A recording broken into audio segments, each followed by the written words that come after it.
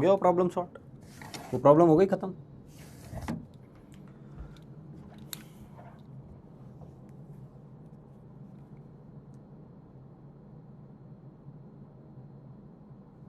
Hello warriors, hello champions, कैसे हैं सभी लोग? बहुत बहुत स्वागत है आपका मिशन जीत में। स्वागत है आपका केमिस्ट्री के लेक्चर में, जहां हम पढ़ रहे थे मोल कॉन्सेप्ट, और मोल कॉन्सेप्ट की छोटी छोटी बातें जो आप लोगों को बड़े प्यार से समझ में आ चुकी हैं। बहुत बढ़िया, आ जाइए सभी लोग, एक बार इकट्ठे हो जाइए सारे के सारे।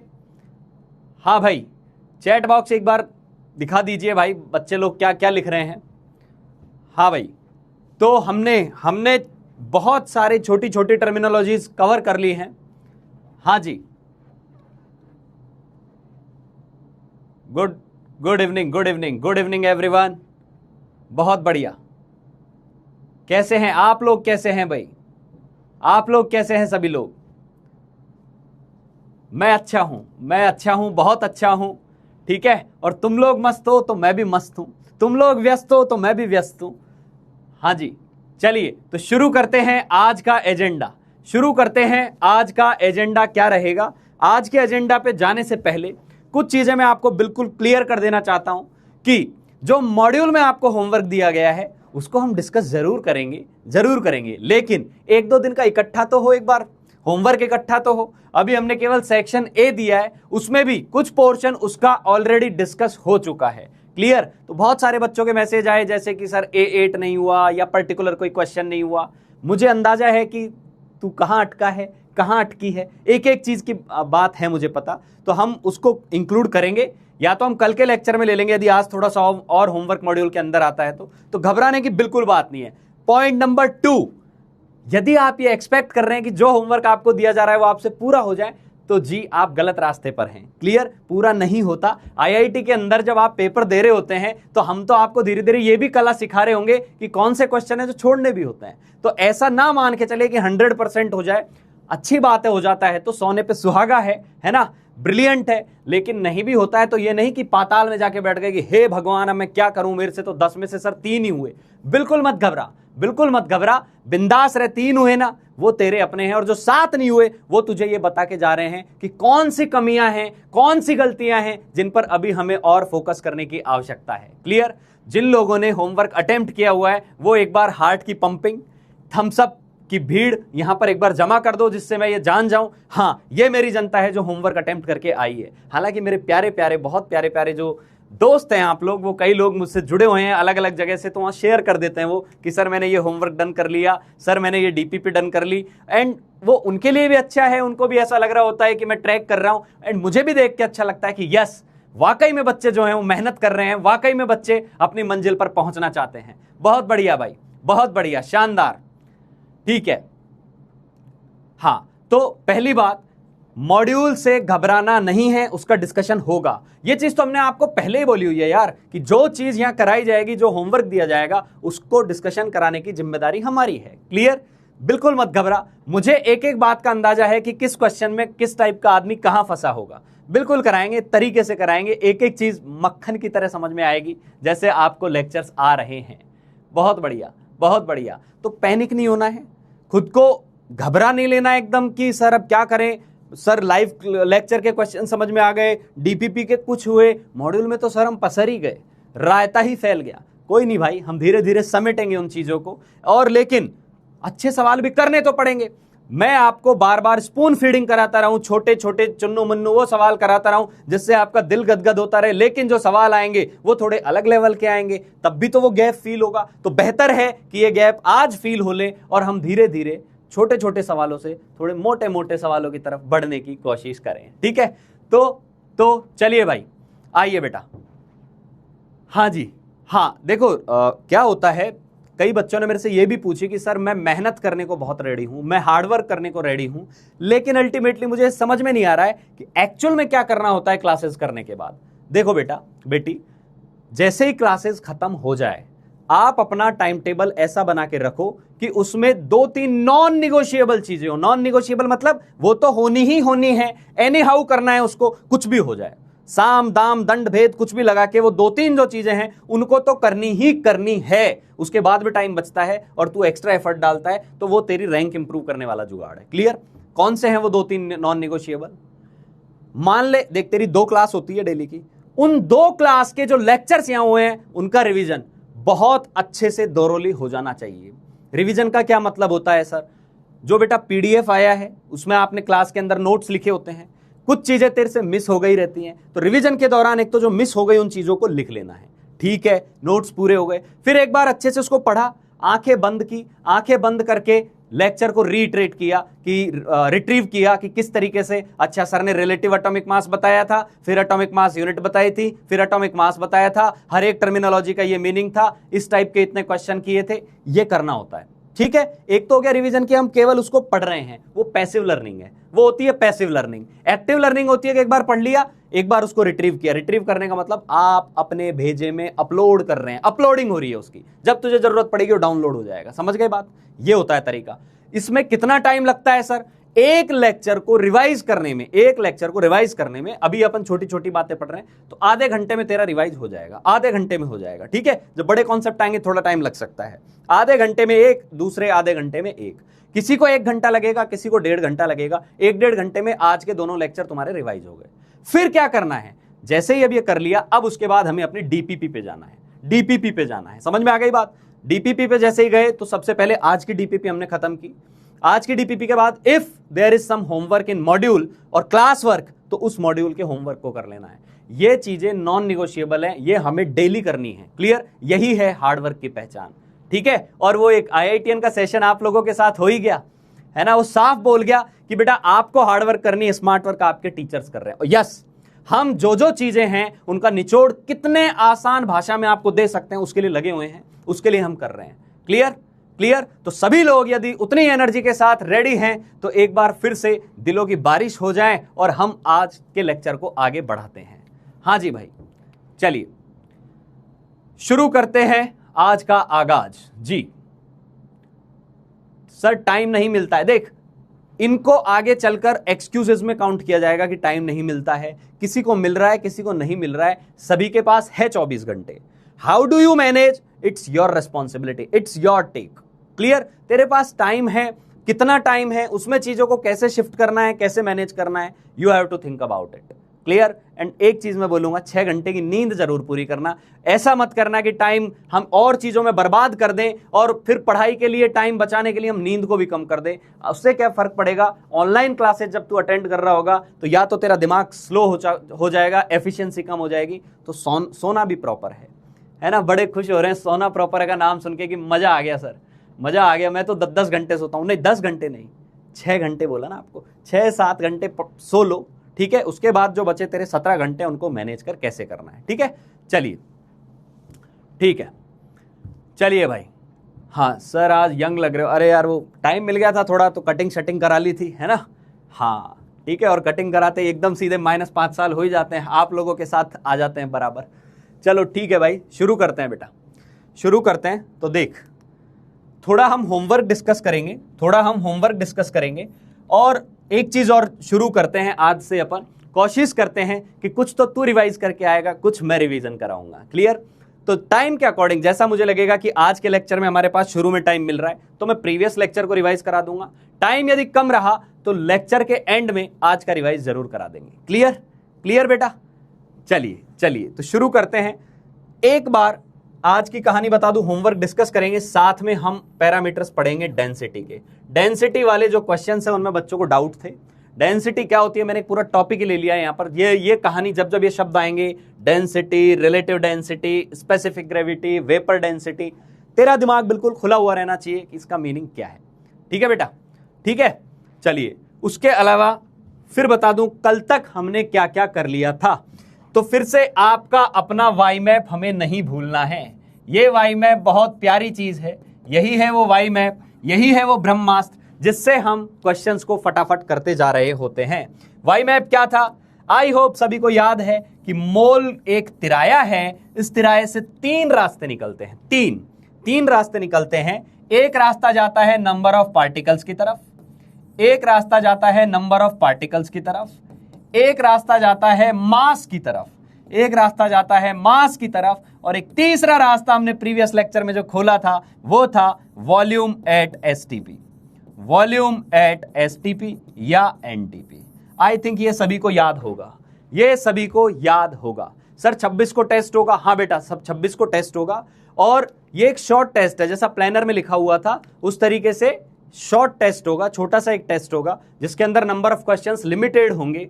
अभी ये जेई पैटर्न पर नहीं कर रहे हैं, it is like warm up test कि मेरे जो बच्चे हैं वो अभी सीख जाएं, आए तो ऐसा नहीं कि पैनिक कर जाएं एकदम टेस्ट के अंदर ब्लास्ट हो जाए, ऐसा ना है। केवल लेक्चर्स रिवाइज किए हैं, डीपीपीस का होमवर्क किया हुआ है, तो वैसे ही क्वेश्चन आएंगे। फिर अगले जो टेस्ट होंगे वो पूरे एग्जाम पैटर्न पर रहने वाले हैं। तो ये एक तरीके से तेरे लिए एकदम वार्म अप है कि टेस्टिंग कैसे होगी हमारे प्लेटफॉर्म पे, उसका एक ग्लिम्प्स देने के लिए टेस्ट रखा गया है, ताकि तू टेस्टिंग के फीचर्स को अच्छे से जान सके। तुझे कोई कमी लगे तो तू हमें बता सके, हमें कुछ लगेगा कि तुम ये चीजें करने में गलतियां कर रहे हो तो हम बता पाएंगे। बाकी जो असली टेस्ट होंगे वो इस शॉर्ट टेस्ट के बाद चालू होंगे। तो ये टेस्ट अभी जो है ये 26 तारीख को होगा। क्लियर? चलिए, यहां क्या कहानी थी, 3 फैक्टर हुआ करते थे। 3 फैक्टर हुआ करते थे कि मुझे मास से मोल पे आना है तो डिवाइड करते थे मोलर मास से, डिवाइड करते थे भैया मोलर मास से, और इधर से इधर जाना है तो मोल को गुणा करते थे मोलर मास से। तो मैंने आपको बोला था कि मोल से जब जब दूर जाएंगे ना, इधर गए गुणा किया, इधर गए तो भी गुणा किया, किसको गुणा कर दिया, Na को कर दिया। तो इधर आएंगे तो डिवाइड कर देंगे Na से, इधर आएंगे तो Na से इस नंबर को डिवाइड कर देंगे, number of particles divided bye Na, ऐसा हो जाएगा। समझ में आई बात? समझ में आ रही है बात? Number of particles divided bye Na कर देंगे तो हम यहां पहुंच जाएंगे। क्लियर? क्लियर बेटा? Hello sir, today is my first class. जिसकी फर्स्ट क्लास है उसके लिए भी ये बहुत ही अच्छी क्लास चालू हो गई। इसको समझ लो आराम से कि मैंने क्या किया है बेटा, यहाँ 3 फॉर्मूले बताए अभी के लिए। मोल कैलकुलेट करने के लिए 3 फॉर्मूले होते हैं। पहला फॉर्मूला मास से, दूसरा फॉर्मूला पार्टिकल से, तीसरा फॉर्मूला वॉल्यूम से। तीसरा फॉर्मूला वॉल्यूम से, वॉल्यूम की तरफ जाना है 22.4 से गुणा कर देना है, वॉल्यूम से मोल पे जाना है 22.4 से डिवाइड कर देना है। तो कोई तेरे से पूछे मोल कैलकुलेट करने के कितने मेथड्स हैं, तो मोल कैलकुलेट करने के हमारे पास 3 मेथड हैं। कौन कौन से 3 मेथड है? कौन कौन से 3 मेथड है? इधर लिख दे रहा हूं। मोल कैलकुलेट करने का पहला मेथड आया mass divided by molar mass, mass divided by molar mass. ठीक है। दूसरा मेथड क्या था? Number of particles divided by Avogadro number. तीसरा volume at STP divided by 22.4। ये तीनों फॉर्मूले मोल के हैं। तुझे वॉल्यूम दिया है, पार्टिकल पूछ लिया तो पहले वॉल्यूम से मोल निकाल, फिर पार्टिकल वाला फॉर्मूला लगा दे। पार्टिकल दिया है, मास पूछा है तो पहले पार्टिकल से मोल निकाल, फिर मोल से मास निकाल दे। ये बातें कितने लोगों को बहुत अच्छे से समझ में आ गई थी? इन चीजों की प्रैक्टिस कितने अच्छे से आप लोगों ने कर ली है? एक बार मुझे कमेंट्स में ये बता दो कि हाँ सर ये क्लियर था, ये 100% क्लियर है, ये मुझे बता दो। क्योंकि ये 3 फॉर्मूले ही इस चैप्टर की बैकबोन है। मैं बोलता हूं ये मैप जो है ना, ये रीढ़ की हड्डी है इस चैप्टर का। क्लियर? हाँ। एसटीपी क्या है? जो लोग आज आए हैं उनको बता दूं, एसटीपी के लिए अभी तुझे ये याद रखना है कि एसटीपी शब्द का मतलब होता है स्टैंडर्ड टेम्परेचर एंड प्रेशर। बेटा इसके लिए तुझे पीछे के लेक्चर थोड़े से रिवाइज करने होंगे, है ना? थोड़ा सा फास्ट फॉरवर्ड में पीछे के लेक्चर्स को देख डालना। तो एसटीपी जो होता है वो होता है स्टैंडर्ड टेम्परेचर एंड प्रेशर, और ये होता है 0 डिग्री सेल्सियस, और प्रेशर होता है 1 atm। इसको एसटीपी बोलते हैं। क्लियर? अभी के लिए ये याद रख ले, आज के लेक्चर में तेरा इससे काम चल जाएगा। बहुत बढ़िया, बहुत बढ़िया, एकदम क्रिस्टल क्लियर, मक्खन हो गया है। लोगों के फटाफट मैसेज आ रहे हैं, चैट दौड़ रही है, तूफान की तरह एकदम बवंडर चल रहा है। बहुत बढ़िया, शानदार। तो इन बातों को ध्यान रखते हुए हमने कुछ आपको होमवर्क दिया था। कितने लोगों का आंसर इसमें आ गया था? भैया पोल क्रिएट कर दीजिए, पोल क्रिएट कर दीजिए। चेक करते हैं कि आप लोगों ने इसका क्या आंसर फिल किया है। Let me check about it. Create the poll and let's know the answer about this question. करो भाई, पोल क्रिएट कर दो। देखते हैं बच्चे, प्यारे प्यारे बच्चे क्या सॉल्व करके लाए हैं। हालांकि बहुत बच्चों ने मेरे को इसकी फोटोज भी भेज दिए थे कि सर ये देखो मैंने क्वेश्चन कर लिया है। अब हालांकि आप इतने सारे लोग हैं ना, तो हर किसी का चेक कर पाना मेरे लिए भी मुश्किल हो जाता है, लेकिन जिनका देख पाता हूं उनका देख लेता हूं, है ना जी।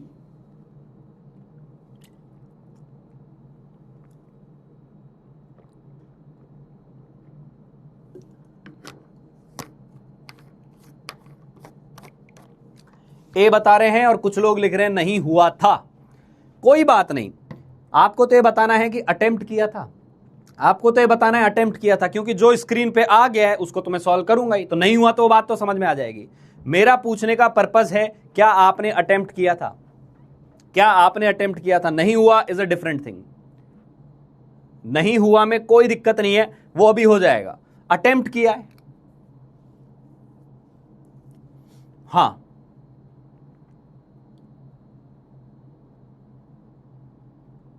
बस। तो जब अटेम्प्ट ही नहीं किया तो गलती है, तो मैं तुझे गलत बोलूंगा, है ना। मैं उसको भी 10 नंबर दे रहा हूं जिसका ये आंसर आ गया था, मैं उसको भी 10 नंबर दे रहा हूं जिसका ये आंसर नहीं आया था, लेकिन मैं उसको 0 नंबर दे रहा हूं जिसने इसको अटेम्प्ट नहीं किया था, मतलब नेगेटिव दे रहा हूं। क्लियर। अटेम्प्ट करना चाहिए था ना भाई, प्रयास ही नहीं करेगा और सोचेगा आंसर आ जाए, गलत रास्ता निकल चुके हैं आप लोग। ठीक है, चलिए अब मैं सॉल्व करके बताता हूं, एक एक चीज को समझते हैं कि इसका मतलब क्या है। ठीक है, चलो। उसने क्या किया है, हमें दो कंपाउंड दिए हैं, एक है XY2 और एक है X2Y3, यानी X और Y से मिलकर दो अलग अलग कंपाउंड बने हैं, XY2 और X2Y3।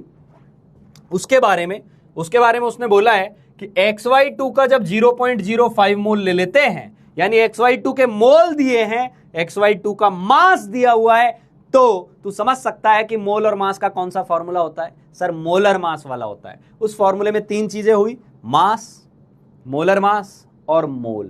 तो लाला 3 चीजों में से 2 सवाल दे चुका है, मास दे चुका है, मोल दे चुका है। तो क्या मुझे XY2 का मोलर मास मिल जाएगा, XY2 का मोलर मास मिल जाएगा? हाँ मिल जाएगा सर, ठीक है, बहुत बढ़िया।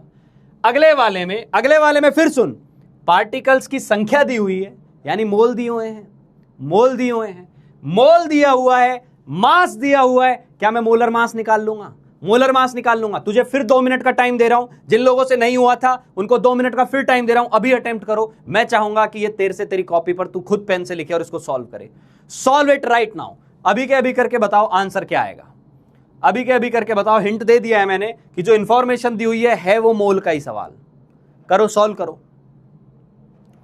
सॉल्व करेंगे सभी लोग।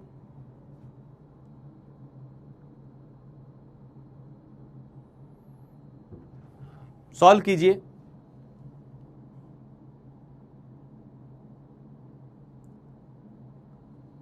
हाँ भाई, हाँ, कुछ लोगों का आंसर आ भी गया है, कुछ लोगों का आ भी गया है।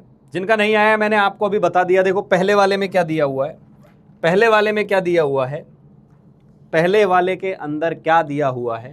पहले वाले में मुझे दिया हुआ है मोल ऑफ XY2, यहां लिख दे रहा हूं मैं, मोल ऑफ XY2 दिए हुए हैं, मोल ऑफ XY2 दिए हुए हैं। कितने हैं? 0.05 मोल, 0.05 मोल। ठीक है, मास ऑफ XY2 भी दिया हुआ है। मास कितना दिया हुआ है बेटा? 5 ग्राम दिया हुआ है। क्या मैं इन दोनों से XY2 का मोलर मास निकाल सकता हूं? क्या मैं इन दोनों से XY2 का मोलर मास निकाल सकता हूं? यस सर, निकाल सकते हो। फॉर्मूला है आपके पास। क्या फॉर्मूला था सर? फॉर्मूला था mole is equal to mass divided by molar mass. हाँ यही फॉर्मूला था, फॉर्मूला तो यही था सर। तो वैल्यू पुट कर दे बेटे, वैल्यू पुट कर दी। तो वैल्यू कितनी आई?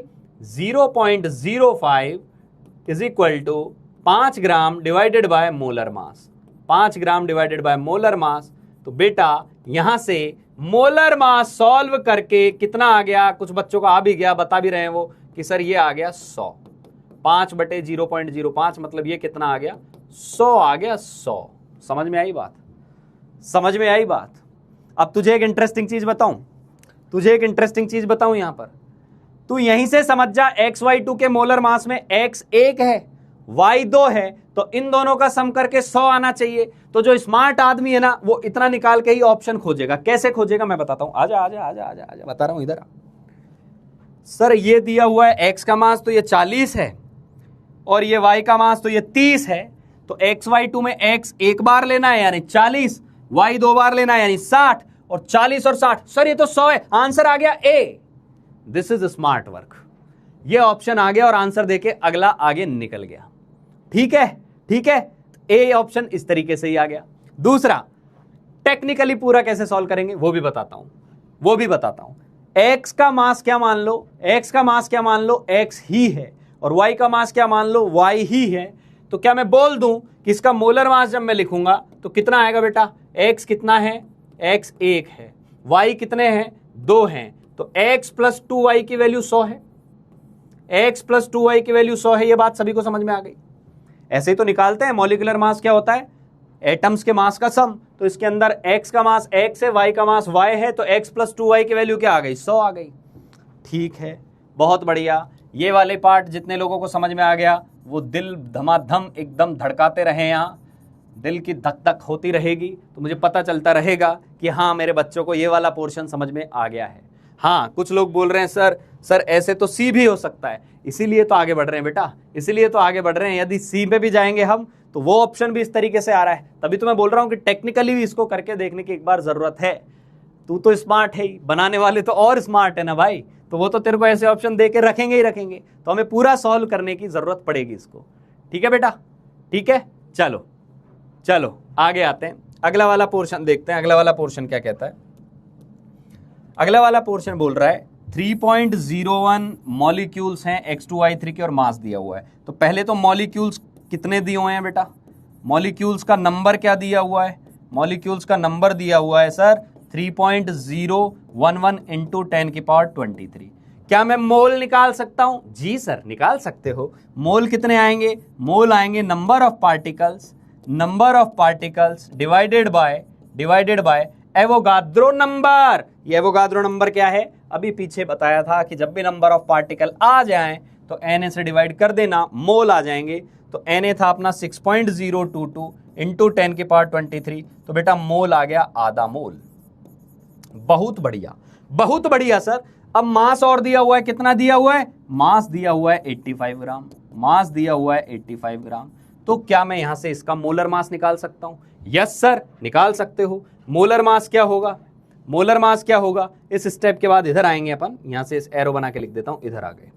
तो मोलर मास क्या होगा, तो मोल कितने हैं, आधा, मास कितना दिया हुआ है 85, डिवाइडेड बाय क्या कर देंगे, मोलर मास, डिवाइडेड बाय क्या कर देंगे, मोलर मास। तो मेरे बालक मोलर मास की जो वैल्यू आई वो आ गई 170, जो बहुत सारे बच्चों की आ गई है। कई बच्चों ने ये चीजें कर ली थी, 100 और 170 पे पहुंच गए थे। तो बेटा 100 वाली इक्वेशन थी x plus y 2 is equal to 100 और x2y3 है, तो x2y3 का मोलर मास क्या होगा, x2y3 का मोलर मास क्या होगा आपके हिसाब से, सर x2y3 का मोलर मास होगा, x को मान रहे हैं x, तो x कितने हैं 2, तो ये हो जाएगा 2x प्लस 3y जिसकी वैल्यू है 170। 10th क्लास में हमने ये खूब पढ़ा है, ये इक्वेशन नंबर 1 है, ये इक्वेशन नंबर 2 है। तो इसको कैसे सॉल्व करेंगे, कैसे सॉल्व करेंगे, ये तो करना आता है, ये तो करना आता है सभी को। ये समझ में आया या नहीं, ये सभी को आता है, बहुत बढ़िया बहुत बढ़िया। तो कैसे करोगे, कैसे करोगे, दो इक्वेशन आ गई, लिख देता हूं मैं। कौन सी दो इक्वेशन आई है, एक इक्वेशन आई x plus 2y is equal to 100। फिर से देख ले एक बार, एक इक्वेशन आई x plus 2y is equal to 100, दूसरी आई 2x plus 3y is equal to 170। कैसे सॉल्व करेंगे, ये इक्वेशन 2 ये 1, पहली वाली को 2 से गुणा कर दो तो वो भी क्या बन जाएगी 2x plus 4y is equal to 200, और ये है 2x plus 3y is equal to 170। 2 से गुणा क्यों किया, ताकि इसमें से जब हम इसको घटाएंगे, घटा देंगे तो 2x से 2x कट जाएगा, यहां आएगा y इज इक्वल टू 30, और y 30 आ गया तो ले जाकर वहां पुट कर दो वापस, x plus 2 into 30 is equal to 100। तो देख मेरे बालक x आ गया 40, तो आंसर आ गया x is equal to 40, y is equal to 30। कितने लोगों को समझ में आ गया, कितने लोगों को समझ में आ गया भाई, हाँ एलिमिनेशन मेथड करेक्ट। याद आ रही है मैथ्स की कुछ पुरानी बातें, याद आ रही है कुछ बातें, एक से वैल्यू निकाल के दूसरे में रख दो, आंसर आ जाएगा, याद है, याद है, बहुत बढ़िया, चमक गया, चमक गया भाई। जिसको चमक गया वो लिखेगा मक्खन, ताकि हम अगले क्वेश्चन पर जा पाए। क्लियर, तो हमारे पास दोनों ऑप्शन थे, ए भी था सी भी था, हमें लग रहा था सी भी आ जाएगा ए भी आ जाएगा, लेकिन जब पूरा सॉल्व करेंगे तो करेक्ट आंसर ए ही होगा, करेक्ट आंसर ए ही होगा। बहुत बढ़िया, बहुत बढ़िया, शानदार। ठीक है, चलिए ओते, ठीक है आगे बढ़ते हैं। जिसको समझ में आया बहुत अच्छा, जिसको नहीं आया दो ही बातें याद रखनी है बार बार, ये मोल है ये मास है तो मोलर मास आ गया, ये भी मोल निकाल लेंगे यहां से, मास आ जाएगा, मोलर मास आ जाएगा। मैथ की दो इक्वेशन बना, सॉल्व कर ले, सिंपल सवाल है, बहुत बढ़िया। चलो आगे चलते हैं बेटा, आगे चलते हैं। ये क्वेश्चन कितने लोगों ने कर लिया था? जिन लोगों ने कर लिया पोल क्रिएट कर दो भाई, पोल में अपना आंसर मेंशन कर दें, है ना। और जिन्होंने नहीं किया वो अभी अटेम्प्ट करें, जिन लोगों ने अटेम्प्ट नहीं किया वो अभी अटेम्प्ट करें। आपको क्या दिया हुआ है? मास दिया हुआ है सोडियम सल्फेट का, और पूछ रहा है सोडियम आयंस की संख्या बताओ, संख्या। चलो मास से संख्या पर आना है, कीजिए, सॉल्व कीजिए।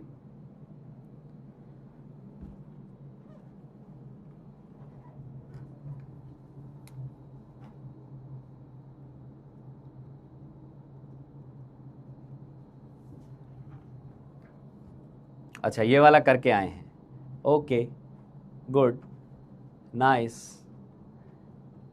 जो लोग होमवर्क नहीं करेंगे उनकी बर्बादी का कॉफिशिएंट बढ़ जाएगा, और बर्बादी का कॉफिशिएंट बढ़ गया, एक बार कॉफिशिएंट ऑफ बर्बादी 1 हो गया, 100% बर्बाद हो गए, तो रिवर्स जाना मुश्किल हो जाता है मेरे लाला, है ना। तो बर्बादी का कॉफिशिएंट बहुत कम होना चाहिए, आबादी का कॉफिशिएंट बहुत हाई होना चाहिए, तभी तो IIT जाएगा, ठीक है। अब अधिकतर लोग भाई क्या ऑप्शन बता रहे हैं? बी बता रहे हैं, शायद अधिकतर लोग बी बता रहे हैं इसके अंदर जी, ठीक है। देखते हैं, कुछ लोग सी भी बता रहे हैं, इक्का दुक्का आते हुए कोई कोई ए भी बता रहा है, और कोई तो इतना खुश है कि वो मक्खन लिख के चला जा रहा है। चलो ठीक है भाई, देखते हैं क्या दिया हुआ है। पहले वो चीज लिखो, मैंने आपको हर बार एक चीज लिखी है कि गिवन क्वेश्चन के अंदर लिखो गिवन क्या है। तो गिवन है हमें मास दिया हुआ है, किसका मास दिया हुआ है? सोडियम सल्फेट यानी Na2SO4 का मास दिया हुआ है। कितना दिया हुआ है जी? सर ये दिया हुआ है 2.84 मिलीग्राम। मिलीग्राम को मैं लिखूंगा 10⁻³ ग्राम, ये तो पता होगा सभी को, मिलीग्राम का मतलब 10⁻³ ग्राम, ये दिया हुआ है, ठीक है बेटा, ठीक है। चलो और क्या पूछा है हमसे? पूछा है सोडियम आयंस की संख्या क्या है। पूछा क्या है? पूछा है number of ions. Y map का सहारा लेंगे, वाई मैप का सहारा लेंगे और बोलेंगे हमें क्या पूछा है ना, ये दिया है, ये पूछा है, रास्ता कहाँ होके जाएगा? रास्ता मोल से होके जाएगा। तो पहले ये देखें पूछा क्या है आपसे? पूछा है नंबर ऑफ आयंस। किसके आयन? Na+ के आयन पूछे। तो भाई फिर से वही कहानी जो मैं आपको बार बार हर बार 1000 बार बताता हूं, पहले एक में पता करो, एक सोडियम सल्फेट में कितना Na है, एक सोडियम सल्फेट के अंदर Na+ कितना है? तो इसके अंदर Na+ कितने हैं? 2 हैं, 2 दिख रहे हैं। और सल्फेट आयन कितना है? सल्फेट आयन अपने आप में एक है, पूरा एक सल्फेट है और 2 Na+ है। ये सभी को समझ में आ रहा है? ये समझ में आ रहा है? मैं मान लो इसको 10 ले लूं तो Na+ 20 हो जाएंगे, इसको 50 ले लूं Na+ 100 हो जाएंगे, इसको 100 ले लूं Na+ 200 हो जाएंगे। कुल मिलाकर अब हमारा फोकस इस चीज पर है बेटा, ये कितने हैं, इनकी संख्या निकालनी है। बस सर क्लियर है। फिर तो पहले हम क्या करेंगे? मोल निकालेंगे। मोल कितने हैं Na2SO4 के? मोल ऑफ Na2SO4 कितना आया? तो जिन लोगों ने निकाल लिया वो बता भी सकते हैं मोल कितने आए थे। तो मोल आ जाएंगे 2.84 इंटू 10⁻³ ग्राम। ये तो मास हो गया, ये तो मास हो गया। मोलर मास क्या होगा Na2SO4 का? तो Na2SO4 के मोलर मास के लिए 2 Na हैं तो 23 + 23 प्लस सल्फर का 32 होता है, प्लस ऑक्सीजन का 16 होता है, और ये 4 64 होता है।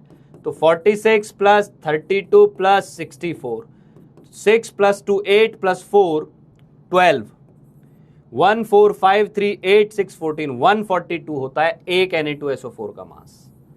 मोलर मास ये होता है। क्लियर बेटा? तो ये आ गया 142। मोल का फॉर्मूला लगाया मैंने, मास डिवाइडेड बाय मोलर मास, और इसको सॉल्व किया तो ये पॉइंट उड़ाया तो ये 2 यहां 100 आ गया। तो ये 284/142 करेंगे, 2 बार कट जाएगा, तो 2 × 10⁻⁻5 मोल आए। ये कितने लोगों का आ गया था? ये कितने लोगों का? बहुत बढ़िया, शानदार शानदार। अरे यार आप लोगों के लिए भी कभी कभी ताली बजा देनी चाहिए। ये आ गए थे। 10 की पावर कहां से आई? अरे लाले ये मिली लिखा है ना, मिली, ये ग्राम थोड़ी ना लिखा है, मिलीग्राम लिखा है, और मिली में 10⁻³ होती है। ठीक है जी, बहुत ही उम्दा। बहुत बढ़िया, बहुत प्यारा। क्या ये हमारा आंसर आया है? नहीं सर, ये नहीं आया है, ये नहीं आया है। पहले Na2SO4 की संख्या निकाल लो। Number of molecule of Na2SO4 कितने हैं? Na2SO4 कितने हैं? तो इसके लिए क्या करते हैं हम? मोल इंटू Na कर देते हैं। तो सर ये आया 2 इंटू 10⁻⁵ इंटू Na। यही आएगा, यही आएगा। क्या ये हमारा आंसर है? ना ना ना, हमसे पूछा है नंबर ऑफ Na+ आयंस। और याद होगा वो एटॉमिसिटी वाला फॉर्मूला, याद होगा एटॉमिसिटी वाला फॉर्मूला। कल अपन क्या करेंगे, तुम लोगों को एक फॉर्मूला शीट दे दूंगा, मैंने जितना अभी तक पढ़ा है उसका, है ना। चलो आपके लिए ये काम मैं कर देता हूँ। करना तो आपको चाहिए था ये काम, कि आप जाते और अभी तक के लेक्चर्स में जो जो फॉर्मूले एक पन्ने पे लिखते और चिपका देते। लेकिन ठीक है, मैं कर दे रहा हूँ, मैं करूंगा ये काम आप लोगों के लिए, करके भेजूंगा उसको। हैंडआउट या PDF के फॉर्म में आपको ऐप पर मिल जाएगा, और उसको एकदम सामने लगा लेना, और जब जब सवाल में दिक्कत आए एक बार उसकी तरफ देखना। क्लियर बेटा? चल, तो नंबर ऑफ Na+ आयन क्या आएंगे? मोल ऑफ Na2SO4 या number of Na2SO4, number of Na2SO4 गुणा 2 करेंगे, क्योंकि सोडियम की एटॉमिसिटी 2 है। तो ये कितना आ जाएगा बेटा? 2 गुणा 10⁻⁵ Na इंटू 2। तो ये क्या आया? ये आया 4 इंटू 10⁻⁵ Na। अब Na की वैल्यू रख दो, अब Na की वैल्यू रख दो। Na की वैल्यू जब तू रखेगा तो ये आएगा 4 इंटू 10⁻⁵ इंटू 6.02 इंटू 10�23। ये 23 है, ये 5 है, तो ये कितना आ जाएगा? ये आएगा 18, और ये हो जाएगा 24.0608, 24.08 इंटू 10⁻18। तो 10⁻18 दिख ही नहीं रही, 10⁻19 दिख रही है। कोई बात नहीं, 1 10 का फैक्टर उठा के इधर दे दो, तो ये क्या बन जाएगा? ये बन जाएगा 2.408 इंटू 10⁻19। समझ में आ गई बात? तो हमारा option B will be correct option. ठीक है बेटा? ठीक है, समझ में आ गया? समझ में आया क्या? समझ में आया क्या? ठीक है, 2 कैसे आया बेटा? 1 में 2 है ना, 1 सोडियम सल्फेट में 2 है, तो 5 में कितने होंगे? 5 गुणा 2 होंगे, 10 हो जाएंगे। मान लो इस डब्बे में 10 सोडियम सल्फेट है, तो सोडियम कितने हैं? 20 हो जाएंगे। इसमें 100 है तो 200 हो जाएंगे। तो ये एक फॉर्मूला बताया गया था कि जब भी एटम्स की संख्या निकालनी हो, जब भी एटम्स की संख्या निकालनी हो, तो पहले मॉलिक्यूल निकालो, फिर एटॉमिसिटी से मल्टीप्लाई करो। समझ में आ गई बात? समझ में आ गई बात? जिसको भी ये लग रहा है कि सर ये पॉइंट समझ में नहीं आया, वो पॉइंट लिख दे, मैं तुरंत उसको समझा दूंगा। ये मत बोल कि पूरा समझ में नहीं आया, रिपीट कर दो, इसका मतलब आपने उसको समझने की कोशिश ही नहीं की। क्लियर? कोई पॉइंट समझ में नहीं आया कि सर इसको अप्रोच कैसे करना है, आपको कैसे पता चला कि हमें मोल निकालने हैं, चलो मोल निकाले तो ये फॉर्मूला कहां से आया सर, इन चीजों का जवाब दिया जा सकता है। क्लियर? मुझे लग रहा है सभी को समझ में आ गया है। जिनको समझ में आ गया है तो तुम ना अब समझ गए क्या करना होता है। समझ में आ जाए तो टम टम टम टम टम ढमाढम चलने दो। ठीक है? हाँ जी, चलो पानी पीता हूं, फिर अगले सवाल पे चलता हूं। उम्मीद है आप लोग करके लाए होंगे उसको, उम्मीद है आपने नेक्स्ट क्वेश्चन किया होगा। हाँ जी,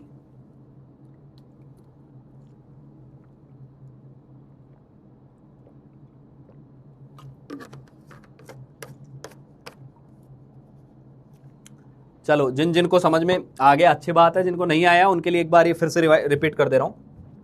कुछ नहीं था इस सवाल के अंदर, मुझे मास दिया हुआ था, ये मुझे पता था मास दिया हुआ है, और मेरे से संख्या पूछी हुई थी। हाउ मैनी का मतलब हो गया संख्या पूछी हुई है, कितने आयंस हैं। बस यहीं से मेरे को समझ में आ गया, मास से मोल निकालने हैं, मैंने मोल निकाल लिए। मोल कैसे निकालते हैं? मास डिवाइडेड बाय मोलर मास। अब तुम इतने पापी भी मत बन जाना कि मोलर मास कहां से आया, वो आपको आना चाहिए। जोड़ जोड़ के निकाल लिया, मोल्स आ गए। ये जो मोल आए हैं ना, ये मोल पूरे डब्बे के आए हैं, Na2SO4 के आए हैं। उसने तेरे से डब्बे की संख्या नहीं पूछी है, उसने बोला है नहीं उसके अंदर सोडियम कितना है, तो एक डब्बे में 2 है ना, तो पहले पूछ डब्बे कितने हैं, डब्बे इतने आए, तो सोडियम कितना आया, 2 गुना आया, तो जितने डब्बे इंटू 2, तो डब्बे इतने 2 से गुणा किया, आंसर आ गया, सिंपल। ठीक है बेटा? चलो चलो जी नेक्स्ट। चलो ये सवाल बहुत ही आसान है, जिन लोगों को एटॉमिसिटी वाला फॉर्मूला अंदाजा है उससे ये सवाल बन जाएगा। सॉल्व करो इसको, आंसर चाहिए मुझे, आंसर चाहिए। करो भाई, सॉल्व करो, पोल क्रिएट कर दीजिए भाई, पोल क्रिएट कीजिए।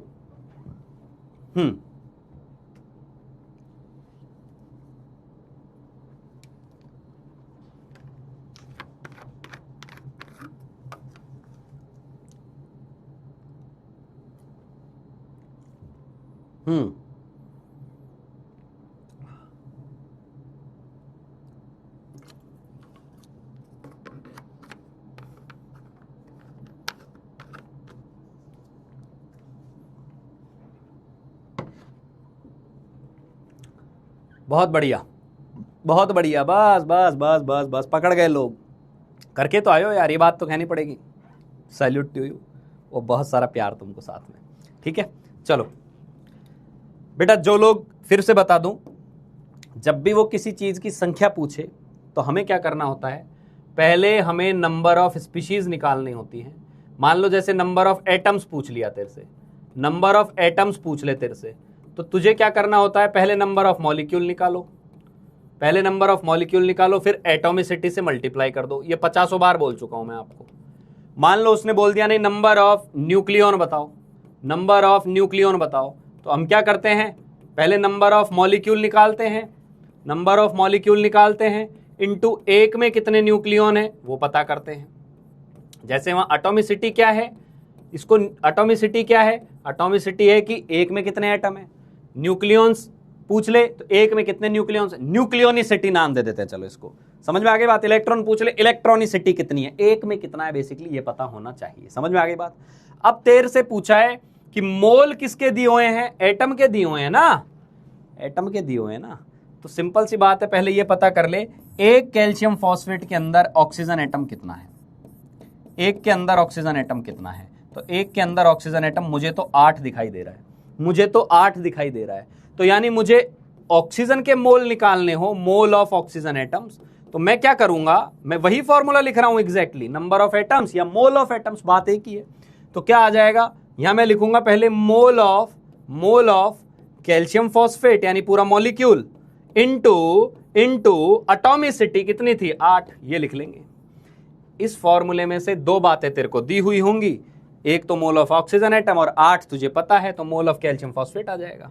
बहुत बढ़िया बेटा, बहुत बढ़िया। तो मोल ऑफ ऑक्सीजन एटम कितने थे, 0.04 मोल।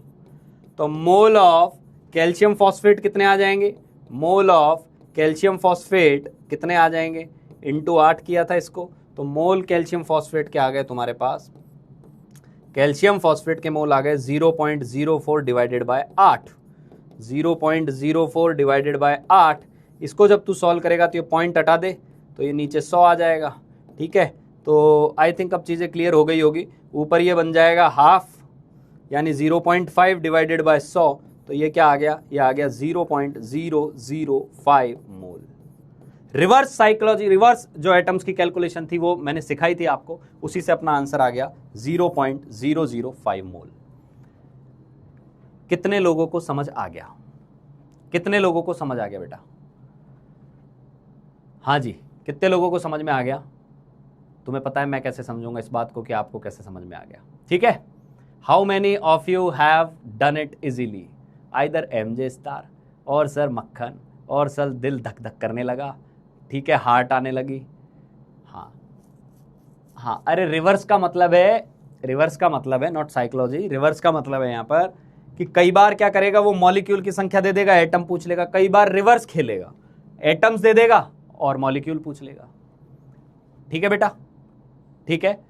जो लिख रहा है नहीं आया, मैं उसकी परवाह तब करूंगा, उसको तब समझाऊंगा जब वो मुझे ये बता पाए कि इस सवाल में कौन सा पॉइंट समझ में नहीं आया। मैं बताऊंगा उसको, फिर एक बार पूछेगा एक बार बताऊंगा, 2 बार पूछेगा 2 बार बताऊंगा, 5 बार पूछेगा 5 बार। लेकिन नहीं आया का कोई सिग्निफिकेंस नहीं है जब तक तू मेरे को नहीं बताएगा कौन सी स्टेप नहीं आई। क्लियर बेटा, क्लियर। हाँ जी, मक्खन ही मक्खन हो रहा है, कोई दिख ही नहीं रहा ऐसा जिसको नहीं आया। बहुत बढ़िया, बहुत बढ़िया। ठीक है बेटा, शानदार। हाँ जी, ठीक है। कुछ था ही नहीं इसके अंदर यार, कुछ था ही नहीं इसके अंदर। उसने बोला आपसे कि ऑक्सीजन के एटम्स कितने हैं, ऐसे सवाल चलो और 2-5 कर लेते हैं। फटाफट बताना, तुम लोग बताना, तुम लोग बताना। अभी मैंने बोला, ध्यान से सुनना, अभी ध्यान से सुनना। 2 मोल H3PO4 है, तो बताओ मोल ऑफ ऑक्सीजन एटम कितने हैं, मोल ऑफ ऑक्सीजन एटम कितने होंगे, मोल ऑफ ऑक्सीजन एटम्स कितने होंगे, फटाफट बताएंगे सभी लोग। मोल ऑफ हाइड्रोजन एटम कितने होंगे, ये भी बताएंगे। ये भी बताएंगे। बता दो, फटाफट बताओ, फटाफट बताओ। हाँ, नंबर ऑफ एटम पे ही आ रहा हूं, बिल्कुल उसी पॉइंट को समझा रहा हूं। बताओ भाई। अच्छा, कई लोगों को मेरे को लगता है इसमें कैल्शियम फॉस्फेट वो दिया हुआ है फॉर्मूला। आंसर बताओ। बिल्कुल सही है। ये कैसे लिखा आपने, ये 8 कैसे लिखा आपने? क्योंकि आपने कैसे लिख दिया, आपको पता है कि सर एटम्स के मोल निकालने हैं ना, किसी भी एटम के मोल निकालने हो तो पहले पूरे मॉलिक्यूल के मोल निकालो, पूरे मॉलिक्यूल के मोल निकालो, इनटू उस एटम की संख्या कितनी है, एटॉमिसिटी कितनी है, उससे गुणा कर दो। एटॉमिसिटी वर्ड से डरना नहीं है, इसका मतलब है संख्या कितनी है उस एटम की, यही तो कर रहे हो। तभी तो आप लिख रहे हो कि ऑक्सीजन के एटम निकालने हैं, पहले मॉलिक्यूल के बताओ कितने हैं। 2 मोल हैं, 2 मोल थे सर, 2 मोल। और एटॉमिसिटी कितनी है ऑक्सीजन की, 4 है, तो कितना आ गया, 8 मोल आ गया। क्लियर, क्लियर बेटा। और यहां कितना आ गया, ये 2 मोल है। हाइड्रोजन की एटॉमिसिटी कितनी है, 3 है, तो 6 मोल आ गया। 6 मोल आएगा, 3 नहीं आएगा, 3 पता नहीं कहां से लिख दे रहे हैं, 6 मोल आएगा। ठीक है बेटा, 8 और 6 मोल आएगा। डन, बहुत बढ़िया। अब उल्टा रिवर्स क्वेश्चन करते हैं कि हमें नहीं पता कि H3PO4 के कितने मोल थे, हमें नहीं पता। अब मैंने रैंडम लिखा कि H3PO4 का सैंपल दिया हुआ है। इस बार क्या किया इसने, इस बार इसने बोला मोल ऑफ ऑक्सीजन एटम्स पता है, मोल ऑफ ऑक्सीजन एटम्स पता है कितने हैं, मान लो दिए हुए हैं कि 16 मोल दिए हुए हैं। ठीक है, तुझे क्या बताना है, तुझे बताना है H3PO4 के मोल कितने हैं, H3PO4 के मोल कितने हैं, हाइड्रोजन के मोल कितने हैं। अब ये बता, अब ये बता, फटाफट फटाफट फटाफट सॉल्व कर दो, सॉल्व कर दो।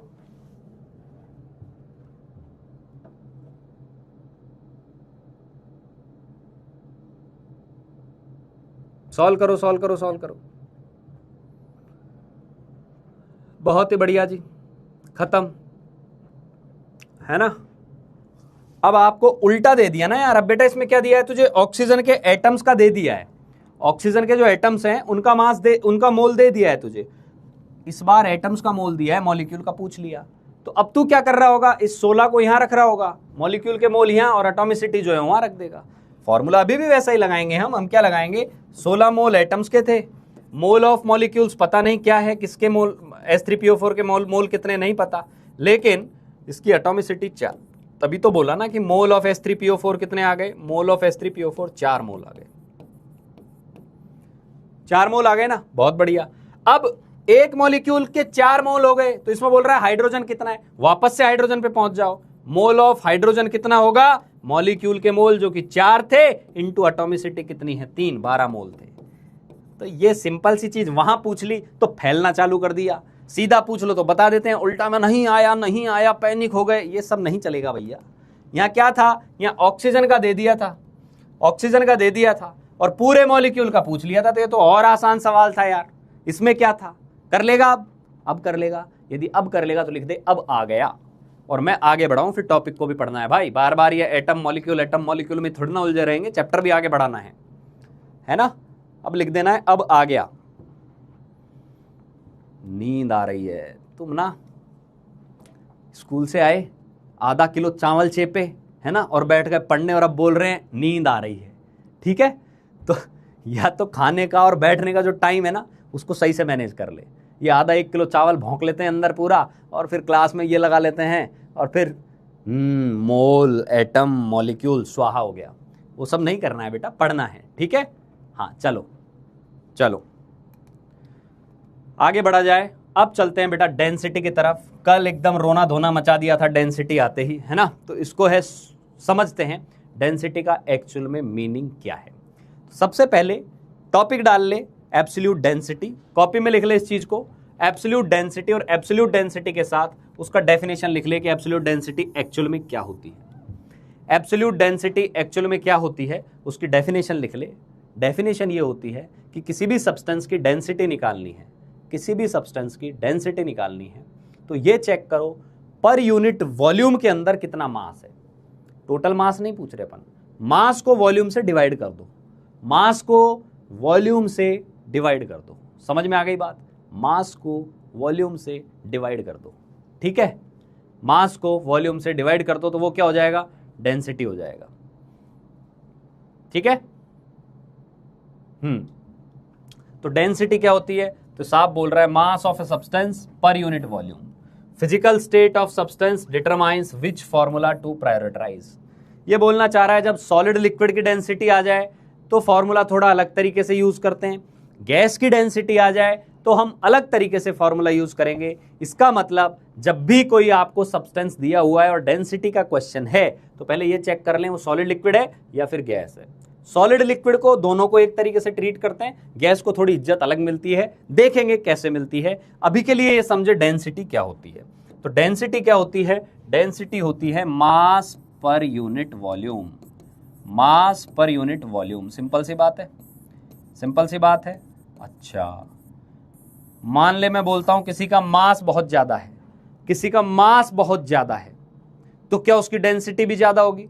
तो आपका सवाल होना चाहिए अकेला मास डिसाइड नहीं करता सर, अकेला मास डिसाइड नहीं करता, मास के साथ साथ वॉल्यूम भी बताओ, मास के साथ साथ वॉल्यूम भी बताओ। फॉर एग्जाम्पल मैंने क्या किया, मैंने बोला बेटा 10 किलो लोहा, 10 किलो लोहा, 10 किलो लोहा आयरन, ठीक है आयरन, और 50 किलो रुई, 50 किलो रुई ले ली, रुई समझते हो ना, कॉटन ले ली। फटाफट बताओ कौन भारी है, फटाफट बताओ कौन भारी है, कौन भारी होगा? आंसर बताओ। बहुत एक मतलब मजेदार सवाल होता है ये। 10 किलो लोहा 50 किलो रुई में भारी कौन है? देखता हूं मैं आंसर पूछ रहा हूं, मैं तुम लोगों से एक्सपेक्ट कर रहा हूं कि क्या जवाब जाएगा। 10 किलो लोहा 50 किलो रुई में भारी कौन है? लोहा या रुई? लोहा या रुई? अभी देखना क्या इंटरेस्टिंग जवाब आएंगे यहां पर। 10 किलो लोहा और 50 किलो रुई में कौन भारी है? हाँ, तो कई लोग एकदम सही जवाब दे रहे हैं, कई पापी उसमें लिख दे रहे हैं लोहा, लोहा भी लिख दे रहे हैं उसमें, आयरन भी लिख दे रहे हैं, कई लोगों का आयरन भी जवाब आ रहा है। अब पता है गड़बड़ क्या है? मास किसका ज्यादा है? ऑब्वियसली मास यहां लोहे से ज्यादा रुई का है, रुई का ज्यादा मास है, ये हमें दिख रहा है। लेकिन तेरे दिमाग में लोहा भारी क्यों लग रहा है? क्योंकि तुझे पता है कि ये 10 किलो लोहा जो है वो थोड़ा सा होगा, लेकिन ये 50 किलो रुई बहुत सारी होगी। तो यहां मास भी ज्यादा है, वॉल्यूम उससे भी ज्यादा है। डेंसिटी की हम बात करें तो डेंसिटी वाइज हम बोलेंगे लोहे की ज्यादा है, कॉटन की कम है। समझ में आई बात? समझ में आई बात? तो डेंसिटी को हमेशा मास से नहीं देखना, डेंसिटी के साथ साथ वॉल्यूम के बारे में भी सोचना है, वॉल्यूम किसका ज्यादा है। समझ में आ गई बात? तो भारी कौन है, भारी कौन ज्यादा है? भारी शब्द आते ही तेरे को मास पे रिलेट करना है। तो सर मास कॉटन का ज्यादा है तो कॉटन भारी है। अच्छा, डेंसिटी वाइज पूछ लेगा तो डेंसिटी जो है वो लोहे की ज्यादा है, क्योंकि 10 किलो लोहा थोड़ी सी जगह में आ जाएगा, थोड़ी सी जगह में आ जाएगा। तो यहां मैं मास तो लिख रहा हूं लेकिन वॉल्यूम बहुत कम लिख रहा हूं। यहां मैंने 50 किलो रुई तो लिखा लेकिन वॉल्यूम और बहुत सारा लिखा। समझ में आई बात? समझ में आ गई बात? तो डेंसिटी और मास का अंतर समझ में आया। यानी डेंसिटी के बारे में कमेंट करना है, अकेले मास से नहीं सोचना, हमें क्या सोचना है? वॉल्यूम के बारे में भी सोचना है। क्लियर? चलो अब ध्यान से सुन, डेंसिटी का फॉर्मूला क्या होता है। तो हमने क्या किया, ध्यान से सुन ले। जब भी डेंसिटी के बारे में सोचना है तो मैंने क्या बोला, जैसे क्वेश्चन आए उसको दो तरीके से कैटेगरी बना ले, क्या वो सॉलिड लिक्विड है या वो गैस है। सॉलिड लिक्विड की दो अलग कैटेगरी नहीं है, सॉलिड लिक्विड को एक ही कैटेगरी में डाल दिया, गैस की अलग कैटेगरी बना दी। तो हम दो अलग अलग तरीके से फॉर्मूले पढ़ेंगे कि सॉलिड और लिक्विड की जब बात करेंगे डेंसिटी की तो अलग ट्रीटमेंट होता है और गैस के लिए अलग ट्रीटमेंट होता है। क्लियर? ठीक है सर। तो डेंसिटी क्या होती है? देखो सॉलिड और लिक्विड में डेंसिटी में प्रेशर से कोई फर्क नहीं पड़ता। इस लाइन का मतलब ये है, solid and liquid, solid liquid की डेंसिटी प्रेशर से अफेक्ट नहीं होती है, प्रेशर से अफेक्ट नहीं होती है। इस बात का क्या मतलब है? ध्यान से सुनना, से अफेक्ट नहीं होती है।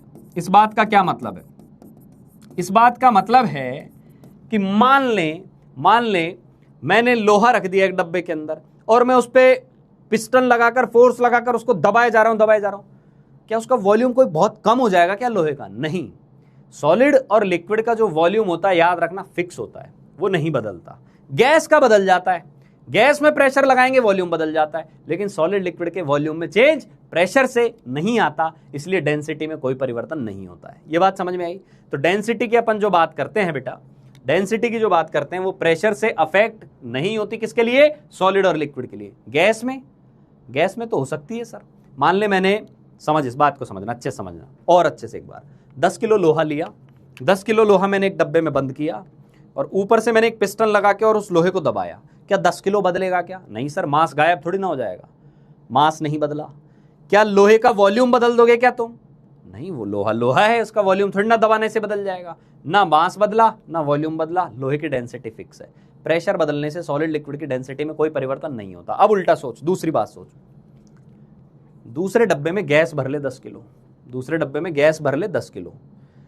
अब मैं नाम बोलता हूं कि मान लो ऐश्वर्य जी ने गैस भरी 10 किलो और ऐश्वर्य जी ने क्या किया, उसको दबाना चालू किया। ठीक है, ऐश्वर्य ने उसको दबाना चालू किया और बोला सर 10 किलो पहले 10 लीटर में था, अब मैंने दबाकर इसको 10 किलो 5 लीटर में कर दिया। मास उतना ही है, वॉल्यूम बदल गया, डेंसिटी बदल गई ना। सिंपल सी बात है। ये बात समझ में आ गई तो हार्ट की पंपिंग डनाडन चलते रहनी चाहिए कि कौन सा सब्सटेंस है जिसकी डेंसिटी प्रेशर से चेंज होती है। तो प्रेशर से जिसका वॉल्यूम चेंज होगा वो चेंज हो जाएगी, यानी कौन है वो है गैस। क्लियर बेटा? क्लियर? शानदार। यूनिट क्या होती है डेंसिटी की? अच्छा, एक तो डेंसिटी को रो से बोलते हैं, रो, ये ऐसा रो बनाते हैं इसमें ना, रो क्या होता है? ये होता है मास अपॉन वॉल्यूम। मास अपॉन वॉल्यूम। डेंसिटी क्या क्या आ सकती है? मास की जो यूनिट यूज करोगे वॉल्यूम की यूनिट यूज करते जाएंगे। जैसे मास की यूनिट आपने ले ली ग्राम, मास की यूनिट आपने क्या ले ली? ग्राम। वॉल्यूम की क्या लोगे? या तो मीटर क्यूब या तो सेंटीमीटर क्यूब। तो जनरली सेंटीमीटर क्यूब के साथ, ग्राम के साथ सेंटीमीटर क्यूब आता है। और सेंटीमीटर क्यूब को याद हो तो ml भी बोलते हैं, तो इसको ग्राम पर ml भी बोल सकते हैं। ये लिखवा चुका हूं मैं। क्यूबिक सेंटीमीटर मतलब ml होता है, 1 ml 1 सेंटीमीटर क्यूब होता है। या फिर आप इसको किस में यूज कर सकते हो? मास को किलोग्राम में लोगे तो वॉल्यूम को मीटर क्यूब में लेना पड़ेगा। ये इसकी डेंसिटी होती है। क्लियर बेटा? क्लियर? बहुत बढ़िया। हाँ, बोल सकते हो जो रो अपन इलेक्ट्रिसिटी में लिखते हैं ना, वैसा ही रो है ये, वैसा ही रो है। ठीक है, रो इसका सिंबल है डेंसिटी का। कई लोग रो भी लिख देते हैं, कई लोग डी भी लिख देते हैं, डी फॉर डेंसिटी, चलेगा।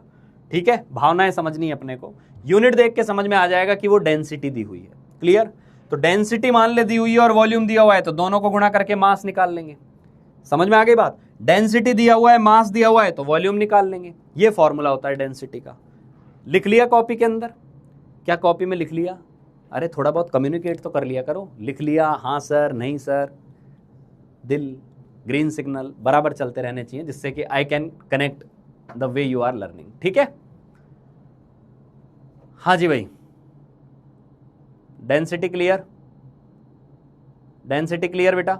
ओके, बहुत बढ़िया, बहुत बढ़िया। ठीक है, ठीक है, शानदार। आगे चलें, आगे लेते हैं। अब गैस के लिए कैसे निकालेंगे? सॉलिड और लिक्विड के लिए क्या करते हैं? मास अपॉन वॉल्यूम करते हैं। सॉलिड और लिक्विड के लिए क्या करते हैं? मास अपॉन वॉल्यूम करते हैं। गैस के लिए क्या करते हैं? गैस की डेंसिटी जो होती है ना, गैस की डेंसिटी वो हाईली डिपेंड करती है किस पे? टेम्परेचर पे भी और प्रेशर पे भी। कैसे करती है अभी बताता हूं। आपको याद होगा, अच्छा, डेंसिटी का फॉर्मूला यहां भी वही रहने वाला है, मास अपॉन वॉल्यूम। समझना इस बात को बेटा, एकदम अच्छे से फोकस लगा के। डेंसिटी का फॉर्मूला यहां भी वही रहने वाला है, मास अपॉन वॉल्यूम। क्लियर? मास अपॉन वॉल्यूम आएगा। अब तेरा सवाल होना चाहिए सर टेम्परेचर और प्रेशर पे डिपेंड क्यों करती है? तो मैं बताता हूं। देख, मास तो नहीं बदलेगा, मास तो नहीं बदलेगा। एक डब्बे में गैस बंद कर दी तो उसको ऊपर नीचे आप दबाते रहो, कम करते रहो, मास नहीं बदलने वाला। पर टेम्परेचर चेंज करूंगा तो वॉल्यूम बदल सकता है, टेम्परेचर चेंज करूंगा तो वॉल्यूम बदल सकता है, प्रेशर चेंज करूंगा तो भी वॉल्यूम बदल सकता है। और वॉल्यूम बदल गया तो डेंसिटी बदल गई, वॉल्यूम बदल गया तो डेंसिटी बदल गई। ध्यान देना, ये वाली जो इक्वेशन है ये केवल गैस के लिए वैलिड हुआ करती है। तो गैस के अंदर क्या मैं वॉल्यूम को बदल सकता हूं? हाँ, बदल सकते हैं, टेम्परेचर से भी प्रेशर से भी। वॉल्यूम बदल गया, डेंसिटी बदल जाएगी। लेकिन सॉलिड और लिक्विड में वॉल्यूम नहीं बदल सकते, वहां वॉल्यूम फिक्स होता है, तो वहां प्रेशर टेम्परेचर से अफेक्ट नहीं होती। ये बात समझ में आई? ये बात समझ में आ गई बेटा? ये सभी को समझ में आ गया? चलो अब देखते हैं डेंसिटी का प्रेशर के साथ रिलेशन क्या होता है। यहां निकालेंगे अपन। जैसे मास बाय वॉल्यूम तो एक फॉर्मूला है, ये भी वैलिड है गैस के लिए, ये सबके लिए वैलिड है, ये सबके लिए वैलिड है। सॉलिड, लिक्विड, गैस सबके लिए वैलिड है, ये सबके लिए वैलिड है। सॉलिड, लिक्विड, गैस सबके लिए, सॉलिड के लिए भी, लिक्विड के लिए भी, गैस के लिए भी। लेकिन गैस के लिए और भी फॉर्मूले होते हैं, कैसे होते हैं देखते हैं। बेटा तू PV is equal to NRT लिख रहा है, मोल क्या होता है, मोल, ये जो एन लिखा हुआ है ये मोल ही तो है यहाँ, तो इसका फॉर्मूला क्या होता है सर, इसका फॉर्मूला होता है mass upon molar mass, mass upon molar मास, यही होता है, यही होता है। मैंने क्या किया, इस PV is equal to NRT को थोड़ा सा और तोड़ लिया, पीवी इज इक्वल टू, इसको लिखा मैंने mass upon molar mass, mass upon molar mass into R into T, into R into T. ये समझ में आया सभी को, ये समझ में आया? क्या मैंने कोई पाप किया क्या भाई? मैंने यहां पर मोल को ओनली क्या लिखा है, mass upon molar mass. Am I clear, am I clear बेटा? ठीक है। प्लाज्मा के लिए भी, अरे मेरे काका plasma, plasma, Bose, Einstein, condense, मैंने पहले ही दिन में आपको बोल दिया था कि ये वो फेजेस है जो आपके सिलेबस में नहीं है, तो कोई भी चीज को इस पर अप्लाई करने की आवश्यकता नहीं है। समझ में आ गई बात? बिंदास रहे, ठीक है। हाँ, इधर आ जाओ, ये चीज लिख सकते हैं PV is equal to mass upon molar mass into R into T. हाँ सर लिख तो सकते हैं, किसने मना किया है? ठीक है, तू क्या कर, इसके अंदर इस पी को इधर ही रख, इस मोलर मास को इधर ले आ। ठीक है, ले आया sir, P into molar mass, ये लिख दिया, बहुत बढ़िया। वॉल्यूम को उधर ले जा, ले गए सर, मास अपॉन वॉल्यूम, ये इधर आ गया, और इंटू आर टी। क्या यहां तक सभी को समझ में आ रहा है? क्या ये वाली स्टेप समझ में आई? क्या ये वाली स्टेप समझ में आई? P इंटू मोलर मास कर दिया, मोलर मास को उधर ले गए, वॉल्यूम को इधर ले आए, वॉल्यूम को इधर ले आए। समझ में आ रही है बात? समझ में आ रही है बात? ठीक है बेटा, ठीक है। मेरे हिसाब से सभी को समझ में आ गया होगा कि मास अपॉन वॉल्यूम को मैं क्या लिख सकता हूं, मास अपॉन वॉल्यूम को मैं क्या लिख सकता हूं सर, यही तो डेंसिटी है, यही तो डेंसिटी है। मोलर मास को मैं मान लेता हूं m है, अभी के लिए मोलर मास को मैं लिख देता हूं कैपिटल M है। तो ये फॉर्मूला देख कैसा बन गया, ये बन गया P into M is equal to rho into R into T, बन गया। तो यहां से रो को अलग कर लूंगा तो रो का फॉर्मूला क्या आ गया बेटा, डेंसिटी का फॉर्मूला आ गया P into molar mass upon R into T. अब तुझे ये याद रखना है, ये गैस की डेंसिटी का फॉर्मूला है। तो एक तो मान ले कोई गैस का डायरेक्ट मास दे दे, डायरेक्ट वॉल्यूम दे दे, हम इससे निकाल लेंगे। लेकिन सर हमें प्रेशर और टेम्परेचर और वॉल्यूम ये सब दे दिया तो इससे निकालेंगे। डेंसिटी इज इक्वल टू क्या आ गया, P into M upon R into T. कितने लोगों को ये फॉर्मूला समझ में आ गया? कितने लोगों को ये फॉर्मूला समझ में आ गया? एकदम दे दनादन ऐसे वाले स्टार बराबर भर दो उसके अंदर कि रो क्या होता है, रो होता है PM by R T, density होती है PM बाय आर टी। ठीक है, कितने लोगों को समझ में आ गया भाई? हाँ जी, बहुत बढ़िया।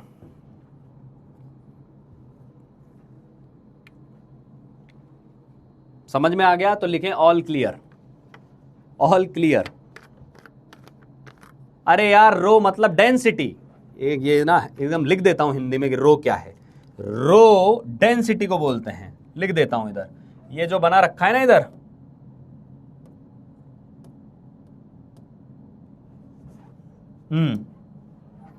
ये जो लिखा हुआ है ना मेरे भाई, ये रो है, रो, इसको बोलते हैं रो। एकदम बेहोश मुद्रा में रहते हैं, रो क्या है, रो क्या है। हम रोना चालू कर दे रहे हैं क्योंकि हमें रो समझ में नहीं आ रहा है। रो बोलते हैं डेंसिटी को, रो इसको बोलते हैं रो, इसी को बोलते हैं डेंसिटी। समझ गए अब? ऑल क्लियर, बहुत बढ़िया, बहुत बढ़िया।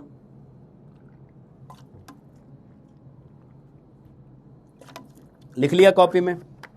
डेंसिटी का फॉर्मूला समझ में आ गया? कुल मिलाकर क्या समझ में आया अभी तक? दो बातें समझ में आई। अच्छा, क्या क्या समझ में आई? सॉलिड और लिक्विड के लिए, सॉलिड या लिक्विड के लिए डेंसिटी का फॉर्मूला क्या होता है? तो हम बोलेंगे डेंसिटी का फॉर्मूला होता है सर, डेंसिटी को रो बोलते हैं, फॉर्मूला होता है मास अपॉन वॉल्यूम। ठीक है जी, बहुत बढ़िया। क्या और भी कोई फॉर्मूला लगाना है क्या? नहीं। गैस के लिए क्या होता है? गैस के लिए सर डेंसिटी का फॉर्मूला होता है, ये तो होता ही है, मास अपॉन वॉल्यूम तो होता ही है, ये तो सारी दुनिया के लिए वैलिड है, ये तो डेफिनेशन से आया है। एंड इसके अलावा रो का एक और फॉर्मूला होता है pressure molar mass R upon T, depend करता है सवाल में क्या दिया, उससे निकाल लेंगे। समझ में आई भाई? समझ में आई भाई? तो यहां से एक चीज और समझ में आई। कौन सी बात समझ में आई? कि रो जो है ना, रो ये किसके प्रोपोर्शनल है? P के प्रोपोर्शनल है। प्रेशर बढ़ाएंगे तो डेंसिटी बढ़ जाएगी, और टेम्परेचर बढ़ाएंगे तो डेंसिटी कम हो जाएगी। प्रेशर बढ़ेगा तो डेंसिटी बढ़ जाएगी, टेम्परेचर बढ़ेगा तो डेंसिटी कम हो जाएगी। अब देख, इसको फील भी करने की कोशिश कर। मान ले गैस भरी है पिस्टन के अंदर, गैस भरी है, प्रेशर कैसे बढ़ाएगा? ये बूम, पिस्टन को एकदम नीचे ले आएगा तो वॉल्यूम कम कर दिया ना, तो अब कम वॉल्यूम में ज्यादा मास हो गया। पहले ज्यादा वॉल्यूम में ज्यादा मास था, अब तूने उस चीज को और पिचका दी, एकदम पास ले आया, यानी चीज को तूने डेंस कर दिया प्रेशर लगा के। अब सोच, उसमें एकदम नीचे से आग लगा दे, आग लगा तो पार्टिकल दूर भागे, इंटरमोलिकुलर फोर्स टूट गया, अट्रैक्शन खत्म हो गया तो दूर भागेंगे तो वॉल्यूम बढ़ गया, और वॉल्यूम बढ़ गया तो डेंसिटी कम हो जाएगी। समझ में आ गई बात? तो गैस की जो डेंसिटी है वो प्रेशर से भी चेंज होती है, टेम्परेचर से भी चेंज होती है। बिल्कुल क्लियर, दोनों बातें समझ में आ गई। तो 2 हार्ट चाहिए, फटाफट 1 घंटा हुआ, हमने होमवर्क डिस्कस कर लिया, हमने डेंसिटी की बातें पढ़ ली, और ये जो डेंसिटी थी ये एब्सोल्यूट डेंसिटी थी। ठीक है, यदि दोनों बातें समझ में आ गई तो ये आर क्या होता है, ये जो आज ही आए हैं ना जो बच्चे, ये आर एक कांस्टेंट होता है बेटा, आर होता है यूनिवर्सल गैस कांस्टेंट। इसके लिए आप क्या करोगे, पिछली क्लास जब आप पढ़ लेंगे ना आपको समझ में आ जाएगा। अब तुम्हें क्या करना है, जो नॉर्मल डेली रेगुलर पुराने बच्चे जो क्लास अटेंड कर रहे हैं वो तो जो फंडा है वो कर ही रहे हैं, जो अभी से जुड़े हैं उनको साथ में एक एक्स्ट्रा एफर्ट और डालना है, हर दिन एक लेक्चर एक्स्ट्रा और सुनना है, थोड़ा सा फास्ट फॉरवर्ड में सुन लेना, उसको चीजें समझ में आ जाएंगी, बहुत आसानी से आ जाएंगी, है ना। चाहे इन लोगों से सुन ले कि इन्होंने इजी चीजें फटाफट फोड़ के आए हैं ये लोग, तो उनको पैरेलल पढ़ लेना। अभी के लिए कोई चीज जैसे समझ में नहीं आ रही ना तो उसको अभी के लिए रट ले, 2-3 दिन में यूज करते करते तू इतना यूज हो जाएगा कि अच्छा अब समझ में आ गया सर क्या है, घबरा मत उससे, ठीक है।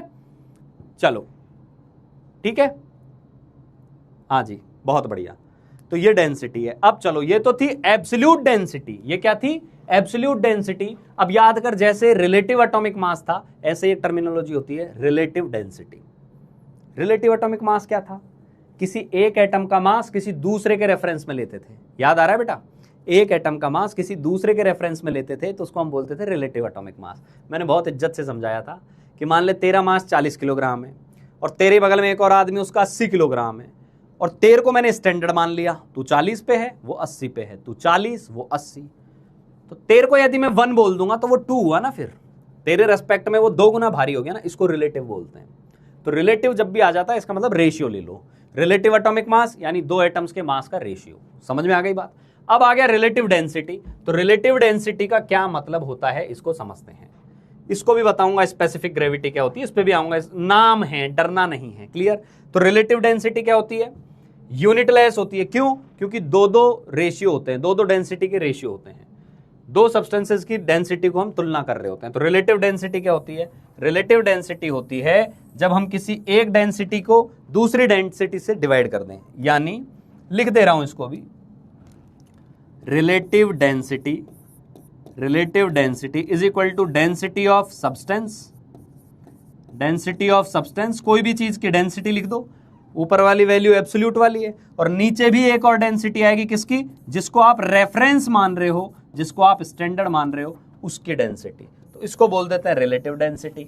ऊपर भी डेंसिटी नीचे भी डेंसिटी तो यूनिट तो खत्म, तो नंबर यूनिटलेस आएगा, नंबर यूनिटलेस आएगा। समझ में आई बेटा बात, ये वाली बात, ये वाली बात समझ में आई, ये वाली बात समझ में आई क्या, ठीक है। बहुत बढ़िया, रिलेटिव डेंसिटी का पॉइंट समझ में आया। रिलेटिव का मतलब किसी एक के रेस्पेक्ट में, ये रेस्पेक्ट में ये ले लिया हमने और इसके रेस्पेक्ट में दूसरी निकाल दी, 2 डेंसिटीज का रेशियो निकाल दिया, ठीक है जी, बहुत बढ़िया। क्लियर बेटा, क्लियर मक्खन, ठीक है ठीक है। अब ध्यान से सुनना, नीचे आपको कौन सी वैल्यू लेनी चाहिए, जिसकी वैल्यू 1 हो, जिसकी डेंसिटी 1 हो। याद करो रिलेटिव एटॉमिक मास में नीचे क्या लेते थे, नीचे लेते थे हाइड्रोजन। क्यों लेते थे, क्योंकि हाइड्रोजन का खुद का 1 है। फिर ऑक्सीजन लिया तो ऑक्सीजन के साथ क्या लिखा, 1/16। क्यों लिखा, क्योंकि ऑक्सीजन का 16 है और 1/16 लिखने से नीचे 1 बन जाता है। फिर कार्बन लिया था, 12 लिया था, फिर 1/12 करके उसको क्या बनाया था, 1। तो यहां भी हम क्या चाहेंगे कि डिनोमिनेटर में जो वैल्यू ले रहे हैं वो कितनी हो, 1 हो, 1। समझ में आई बात? वो वैल्यू क्या होनी चाहिए, 1 होनी चाहिए। ये पॉइंट समझ में आया? बहुत बढ़िया। कुछ प्यारे प्यारे बालकों ने लिख दिया है कि डेंसिटी 1 किसकी होती है, डेंसिटी 1 किसकी होती है। बहुत अच्छे लोग हैं जो लिख चुके हैं कि डेंसिटी 1 किसकी होती है, तो उनको समझ में आ गया है कि हम नीचे क्या लेने वाले हैं। बहुत बढ़िया भाई, बहुत बढ़िया। हाँ, तो वहां हमने मास के टाइम पर नीचे मास लिखा था, तो वहां चेक कर रहे थे 1 AMU किसका होता है, तो 1 AMU हाइड्रोजन का होता था। ऑक्सीजन का 16 होता था, तो 1/16 ऑक्सीजन लेते थे।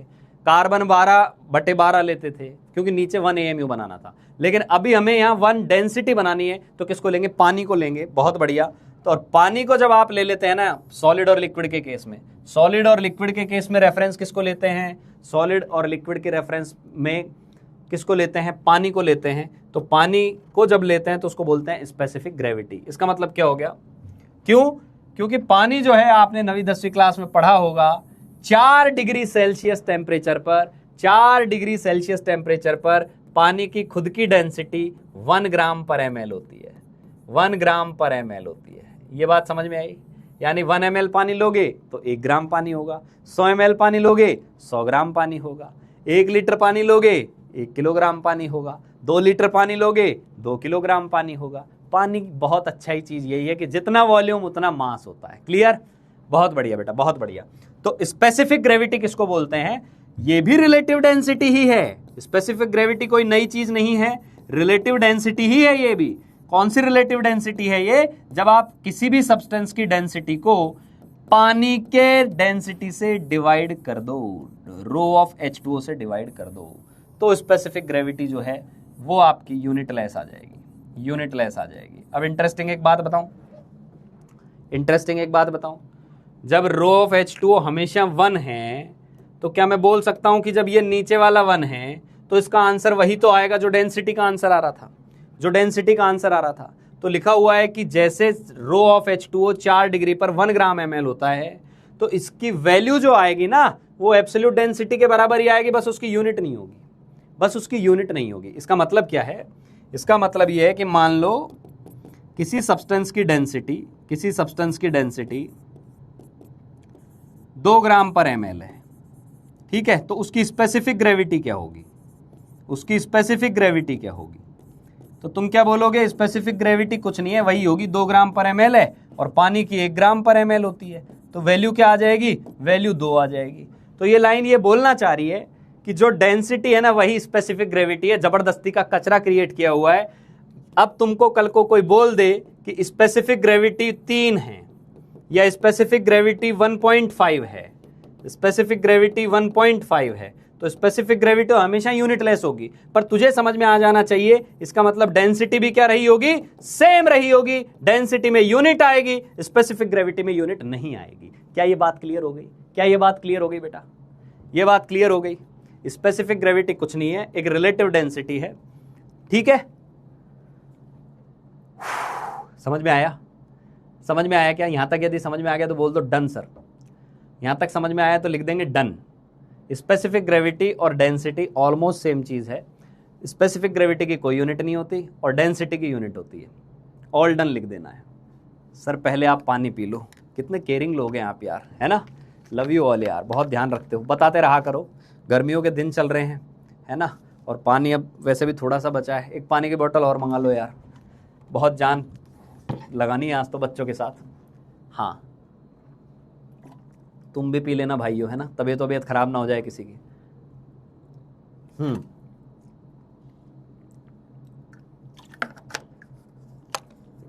चलो बढ़ते हैं आगे फिर। ठीक है ठीक है ठीक है ठीक है, बिल्कुल बटर मक्खन ऑल डन आ गया। सर ये तो सॉलिड और लिक्विड के लिए रहा, ये तो सॉलिड और लिक्विड के लिए रहा, गैस के लिए क्या होगा ये भी तो बताओ। गैस के लिए थोड़ी ना अपन पानी की बात कर सकते हैं, पानी खुद अपने आप में लिक्विड है। गैस के लिए रेफरेंस किसको लेंगे, गैस के लिए रेफरेंस किसको लेंगे, देखते हैं किसको लेंगे। तो गैस के लिए रेफरेंस वैसे हाइड्रोजन गैस को लिया जाता है। किसको लेते हैं, हाइड्रोजन गैस को लेते हैं। जैसे सॉलिड लिक्विड की रिलेटिव डेंसिटी का नाम स्पेसिफिक ग्रेविटी है, जैसे सॉलिड लिक्विड की रिलेटिव डेंसिटी का नाम स्पेसिफिक ग्रेविटी है, वैसे ही गैस की जब मैं डेंसिटी निकालूंगा ना, गैस की डेंसिटी जब मैं निकालूंगा तो नीचे वहां भी कुछ ऐसी चीज आएगी, तो उसकी जो नाम आता है वो स्पेसिफिक ग्रेविटी नहीं होता, उसका नाम फिर आ जाता है वेपर डेंसिटी। नाम से समझ में आ गया, वेपर मतलब गैस वैस की बात हो रही है, वेपर मतलब क्या हो गया, गैस की बात हो रही है, वेपर डेंसिटी। और बहुत बढ़िया बच्चों ने बोल दिया हाइड्रोजन लेते हैं, ठीक है भाई, बहुत उम्दा, शानदार। तो ये भी क्या है, एक टाइप हो गया रिलेटिव डेंसिटी का। वेपर डेंसिटी भी रिलेटिव डेंसिटी है, वेपर डेंसिटी भी रिलेटिव डेंसिटी है, density of gas, density of hydrogen gas. पर गैस के साथ एक समस्या है, प्रेशर और टेम्परेचर बदलने पर डेंसिटी बदल सकती है, सॉलिड लिक्विड की डेंसिटी नहीं बदलती है। तो जो प्रेशर टेम्परेचर ऊपर वाले में लिख रहे हो वही प्रेशर और टेम्परेचर नीचे वाले में भी लिखेंगे, तब हम इसको वेपर डेंसिटी बोल पाएंगे। समझ में आई क्या बात, समझ में आई क्या बात, समझ में आया ये वाला पॉइंट कि यहां प्रेशर और टेम्परेचर का ध्यान क्यों रखना है, क्योंकि अभी अभी पढ़ के आए हैं कि डेंसिटी गैस की जो होती है ना वो प्रेशर और टेम्परेचर से बदल जाती है। तो प्रेशर टेम्परेचर ऐसा मत कर देना कि यहां तो ऊपर कुछ और ले लिया और नीचे कुछ और ले लिया, फिर क्या होगा, फिर तो अलग अलग लोग इस डेंसिटी के आंसर अलग अलग निकालेंगे प्रेशर टेम्परेचर बदल के। तो सिमिलर कंडीशंस आपको प्रेशर टेम्परेचर की लेके चलनी है। तो वेपर डेंसिटी का फॉर्मूला क्या आ जाएगा, देखते हैं यहां से। तो डेंसिटी किसकी ले रहे हो, हाइड्रोजन की। तो पहले तो वेपर डेंसिटी लिखी किसी एक गैस की, rho of gas divided by rho of hydrogen gas, ठीक है, एक फॉर्मूला तो ये आ गया, बहुत बढ़िया। इस रो को मैं क्या लिख सकता हूं, लिख रहा हूं मैं, इसको ध्यान से सुनना भाई, इस रो को क्या लिख सकता हूं मैं, तो vapour density is equal to, sir इसको लिखूंगा पीएम अपॉन आर टी। ये किसका मोलर मास था, ये उस गैस का मोलर मास था जिसकी हम डेंसिटी निकालते थे, याद आया। तो ये तो मैंने ऊपर वाली डेंसिटी लिख दी, नीचे हाइड्रोजन की लिखनी है, तो हाइड्रोजन की क्या आ जाएगी, P into molar mass of hydrogen divided by RT। ये वाला पॉइंट समझ में आया सभी को, ये वाला पॉइंट समझ में आया। यहां क्या कर रहे हैं अपन, डेंसिटी का एक फॉर्मूला रट लिया है, PM upon RT, PM upon RT, PM upon RT, PM upon RT, ये डेंसिटी का होता है। आइडियल गैस इक्वेशन होती है PV is equal to NRT, PV is equal to NRT ideal gas equation है। गैस की डेंसिटी का formula है PM upon RT। PM upon RT में P और T सभी में सेम ले रहे हैं, और P और T सेम लेंगे तो इस P से ये P कट जाएगा, इस R से ये R कट जाएगा, इस T से ये T कट जाएगा। तो वेपर डेंसिटी क्या आ जाएगी, वेपर डेंसिटी आ जाएगी जो आपको गैस दी गई है उसका molar mass divided bye hydrogen का मोलर मास, और हाइड्रोजन का मोलर मास कितना होता है वो तो फिक्स है, वो तो 2 होता है। तो यानी अब से किसी भी वेपर डेंसिटी की बात की जाए तो मोलर मास अपॉन 2 कर देंगे, मोलर मास अपॉन 2 कर देंगे। ये बात समझ में आ गई, ये बात समझ में आ गई पक्का। या वेपर डेंसिटी दी हुई हो, तो वेपर डेंसिटी दी हुई हो तो मोलर का मास कैसे निकालेंगे गैस का, 2 से गुणा कर देंगे वेपर डेंसिटी को, 2 से गुणा कर देंगे वेपर डेंसिटी को। जैसे मान लो किसी की वेपर डेंसिटी 15 है तो उसका मोलर मास 30 होगा, किसी की वेपर डेंसिटी 40 है, मोलर मास 80 होगा, इस तरीके से। Clear, clear. अच्छा, इसका मतलब ये क्या होता है, वेपर डेंसिटी दो गैस मोलर मास का रेशियो, दो गैस के, वैसे तो डेंसिटी का रेशियो होता है पर डेंसिटी में P और RT तो सेम हो गया, हो तो कट गया, मोलर मास का रेशियो। तो वैसे vapour density by default hydrogen के रेस्पेक्ट में होती है, कल को कोई बोल दे ऑक्सीजन के रेस्पेक्ट में है तो ये 2 हट जाता और यहाँ 32 आ जाता, समझ में आ गई। नाइट्रोजन आ जाता N2 तो 28 आ जाता, इस तरीके से। समझ में आया भाइयों, समझ में आई ये क्या लीला चल रही है। यदि ये समझ में आया तो क्या इसको समराइज करा दूं, क्या इसको समराइज करा दूं, समराइज करा दूं, फिर मैं क्वेश्चंस पे आऊंगा और फिर फैलेगा नहीं कोई भी, ठीक है। P बाय RT कट गया, बिल्कुल P बाय RT कट गया। देख लो यहां से, देख लो क्या किया। जैसे पीछे हमने स्पेसिफिक ग्रेविटी में रिलेटिव डेंसिटी लिखी थी, तो रिलेटिव डेंसिटी थी ऊपर डेंसिटी नीचे भी डेंसिटी, वहां पानी की लेते थे। यहां भी डेंसिटी ऊपर नीचे भी डेंसिटी, दोनों गैस होनी चाहिए, लेकिन नीचे वाली गैस हाइड्रोजन होनी चाहिए। डेंसिटी का गैस का फॉर्मूला होता है PM अपॉन RT। जब दोनों में PM अपॉन RT लगाया तो P और T दोनों में सेम ले रहे थे तो सब कैंसिल आउट हो गया, ऊपर भी M बचा नीचे भी M बचा, M gas upon M hydrogen, hydrogen का मास होता है 2, तो फॉर्मूला कुल मिलाकर ये आ गया। क्लियर। अब सुन, रिवीजन करा रहा हूं तेरा, इसका ओवरऑल बता दे रहा हूं, जो मैंने अभी आज पढ़ाया है उसकी कहानी बता दे रहा हूं। मैंने सबसे पहले शुरू किया डेंसिटी। डेंसिटी 2 टाइप की थी, डेंसिटी 2 टाइप की थी। तेरी कॉपी में भी चलते रहना चाहिए ये वाला पार्ट, तेरी कॉपी में भी तू लिखेगा। डेंसिटी शुरू में 2 टाइप की थी। कौन से 2 टाइप आए भाई, कौन से 2 टाइप आए थे सर? 2 टाइप आए, एक एब्सोल्यूट डेंसिटी, एक एब्सोल्यूट डेंसिटी, यानी यहां हम किसी से कंपैरिजन नहीं कर रहे हैं, हम जिस सब्सटेंस की बात कर रहे हैं उसका मास अपॉन वॉल्यूम लिख दे रहे हैं। मास अपॉन वॉल्यूम किसके लिए वैलिड है? सबके लिए वैलिड है, इसलिए सबसे ऊपर लिख दो। मास अपॉन वॉल्यूम तो हर किसी पे लगा सकते हैं, मास अपॉन वॉल्यूम हर किसी पे लगा सकते हैं। क्लियर? फिर हमने बोला रिलेटिव डेंसिटी, फिर हमने बोला रिलेटिव डेंसिटी, रिलेटिव डेंसिटी। ठीक है, ठीक है, ठीक है। तो ये मास अपॉन वॉल्यूम कौन सी डेंसिटी आ गई? Absolute density. भी अगेन अब मैंने दो टुकड़े कर दिए थे इसके। कौन से दो टुकड़े किए थे कि आप क्या करोगे, इसको यहां से ले लेते हैं इसे, सॉलिड और लिक्विड के लिए बताओगे। फॉर सॉलिड और लिक्विड तो फॉर्मूला क्या होगा? डेंसिटी का फॉर्मूला होगा मास अपॉन वॉल्यूम, मास अपॉन वॉल्यूम। अच्छा, ये यूनिट लेस नहीं होगा, इसकी कोई ना कोई यूनिट होगी। ठीक है, क्या यूनिट होगी? ग्राम पर सेंटीमीटर क्यूब या ग्राम पर ml या किलोग्राम पर मीटर क्यूब, इस तरीके से। ठीक है, ये रो मास अपॉन वॉल्यूम आ गया। ठीक है, बहुत बढ़िया। गैस के लिए क्या आएगी? Density of gas. तो यहां अलग से फॉर्मूला आया था कि गैस की डेंसिटी आपको निकालनी है, तो हम ये तो लगा ही सकते हैं, मास अपॉन वॉल्यूम यहां भी लगेगा, ये फॉर्मूला यहां लगेगा, बिल्कुल सही है। लेकिन हम ये भी लगा सकते हैं, प्रेशर टेम्परेचर दिया हो तो pm अपॉन RT, जहां m का मतलब मोलर मास होता है, जहां m का मतलब मोलर मास होता है। ये बात थी बेटा एब्सोल्यूट डेंसिटी की, ये बातें थी एब्सोल्यूट डेंसिटी की। क्लियर? ये एब्सोल्यूट डेंसिटी हमने पढ़ ली एज इट इज। ठीक है, ये एब्सोल्यूट डेंसिटी थी। रिलेटिव डेंसिटी पे आए, रिलेटिव डेंसिटी पे आए तो क्या बना? रिलेटिव डेंसिटी मतलब डेंसिटीज का रेशियो, डेंसिटीज का रेशियो लिया तो रिलेटिव डेंसिटी पहले लिख दिया हमने कि रिलेटिव डेंसिटी का मतलब होता है, पहले एक डेंसिटी लिख दो किसी भी सब्सटेंस की जिसकी आप चर्चा कर रहे हो, सब्सटेंस डिवाइडेड बाय, नीचे हमें एक रेफरेंस लेना होता है, नीचे हमें रेफरेंस लेना होता है। समझ में आई बात? तो ये जो कहानी होती है ये होती है यूनिट लेस, इसकी कोई यूनिट नहीं होती। ठीक है, यहां भी वापस से वही दो रास्ते आते हैं। कौन से दो रास्ते आते हैं जी? कौन से दो रास्ते आते हैं? यहां पहले आता है for solid and liquid, solid and liquid, solid and liquid. तो उसके लिए हम रिलेटिव डेंसिटी को बोलते थे specific gravity, specific gravity, specific gravity. जो क्या होता था, जिस सब्सटेंस की आप डेंसिटी लिख रहे हैं वो लिख दो, डिवाइडेड बाय 1 ग्राम पर ml कर देना, 1 ग्राम पर ml, या डेंसिटी ऑफ वाटर लिख देता हूं अभी के लिए, डेंसिटी ऑफ वाटर। तो यहां से स्पेसिफिक ग्रेविटी और डेंसिटी बराबर आ जाती है, क्योंकि पानी की तो वैल्यू ही 1 होती है, पानी की तो वैल्यू ही 1 होती है। दूसरा आता है गैस के लिए।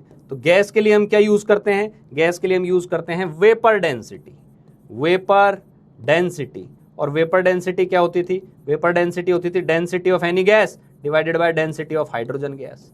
फिर हम क्या करते थे? यहाँ लिखते थे pm अपॉन RT, नीचे भी लिखते थे pm अपॉन RT, और RT से RT उड़ जाता था, P से P उड़ जाता था, लेकिन यहाँ ऊपर गैस का था और यहाँ हाइड्रोजन का था। तो वेपर डेंसिटी का फॉर्मूला आता था, वेपर डेंसिटी का फॉर्मूला आता था m gas divided bye 2, m gas divided bye 2। तेरे लिए समरी तैयार करके दे दी, तेरे लिए समरी तैयार करके दे दी। यदि ये समरी बिल्कुल अच्छे से चमक गई, एकदम हार्ट्स भर दे पूरे, 2, 5, 10 जितने बना सकता है बना दे एक बार। हेलो, समझ में आ गया डेंसिटी का गेम? इसके बाद देख ले, सीधा क्वेश्चंस पे आऊंगा, इसके बाद सीधा क्वेश्चंस पे आऊंगा। क्लियर? चलो, ये डेंसिटी का गेम था भाई।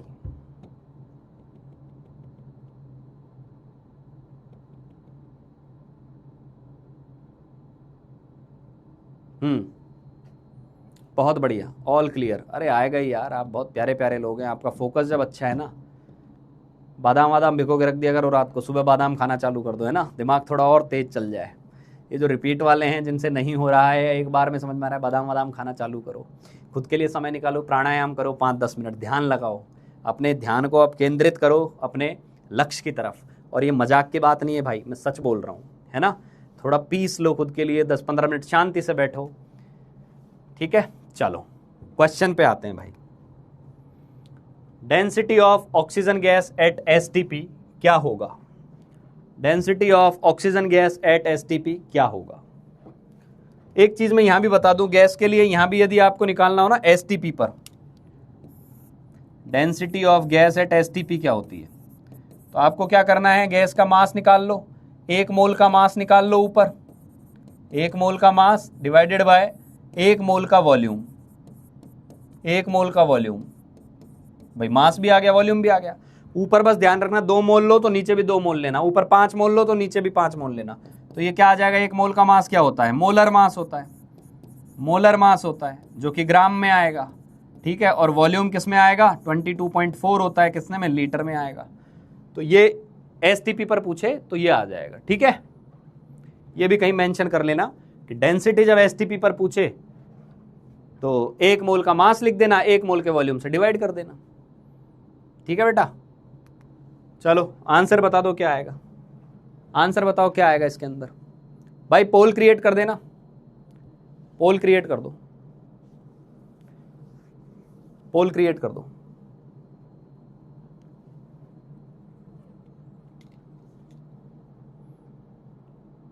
नींद आने वाले की अभी तक नींद उड़ी नहीं है। मुझे लग रहा था आधा किलो चावल चेपे, ज्यादा चेप के सोए हैं ये आज। हाँ जी, वहाँ जब हम वो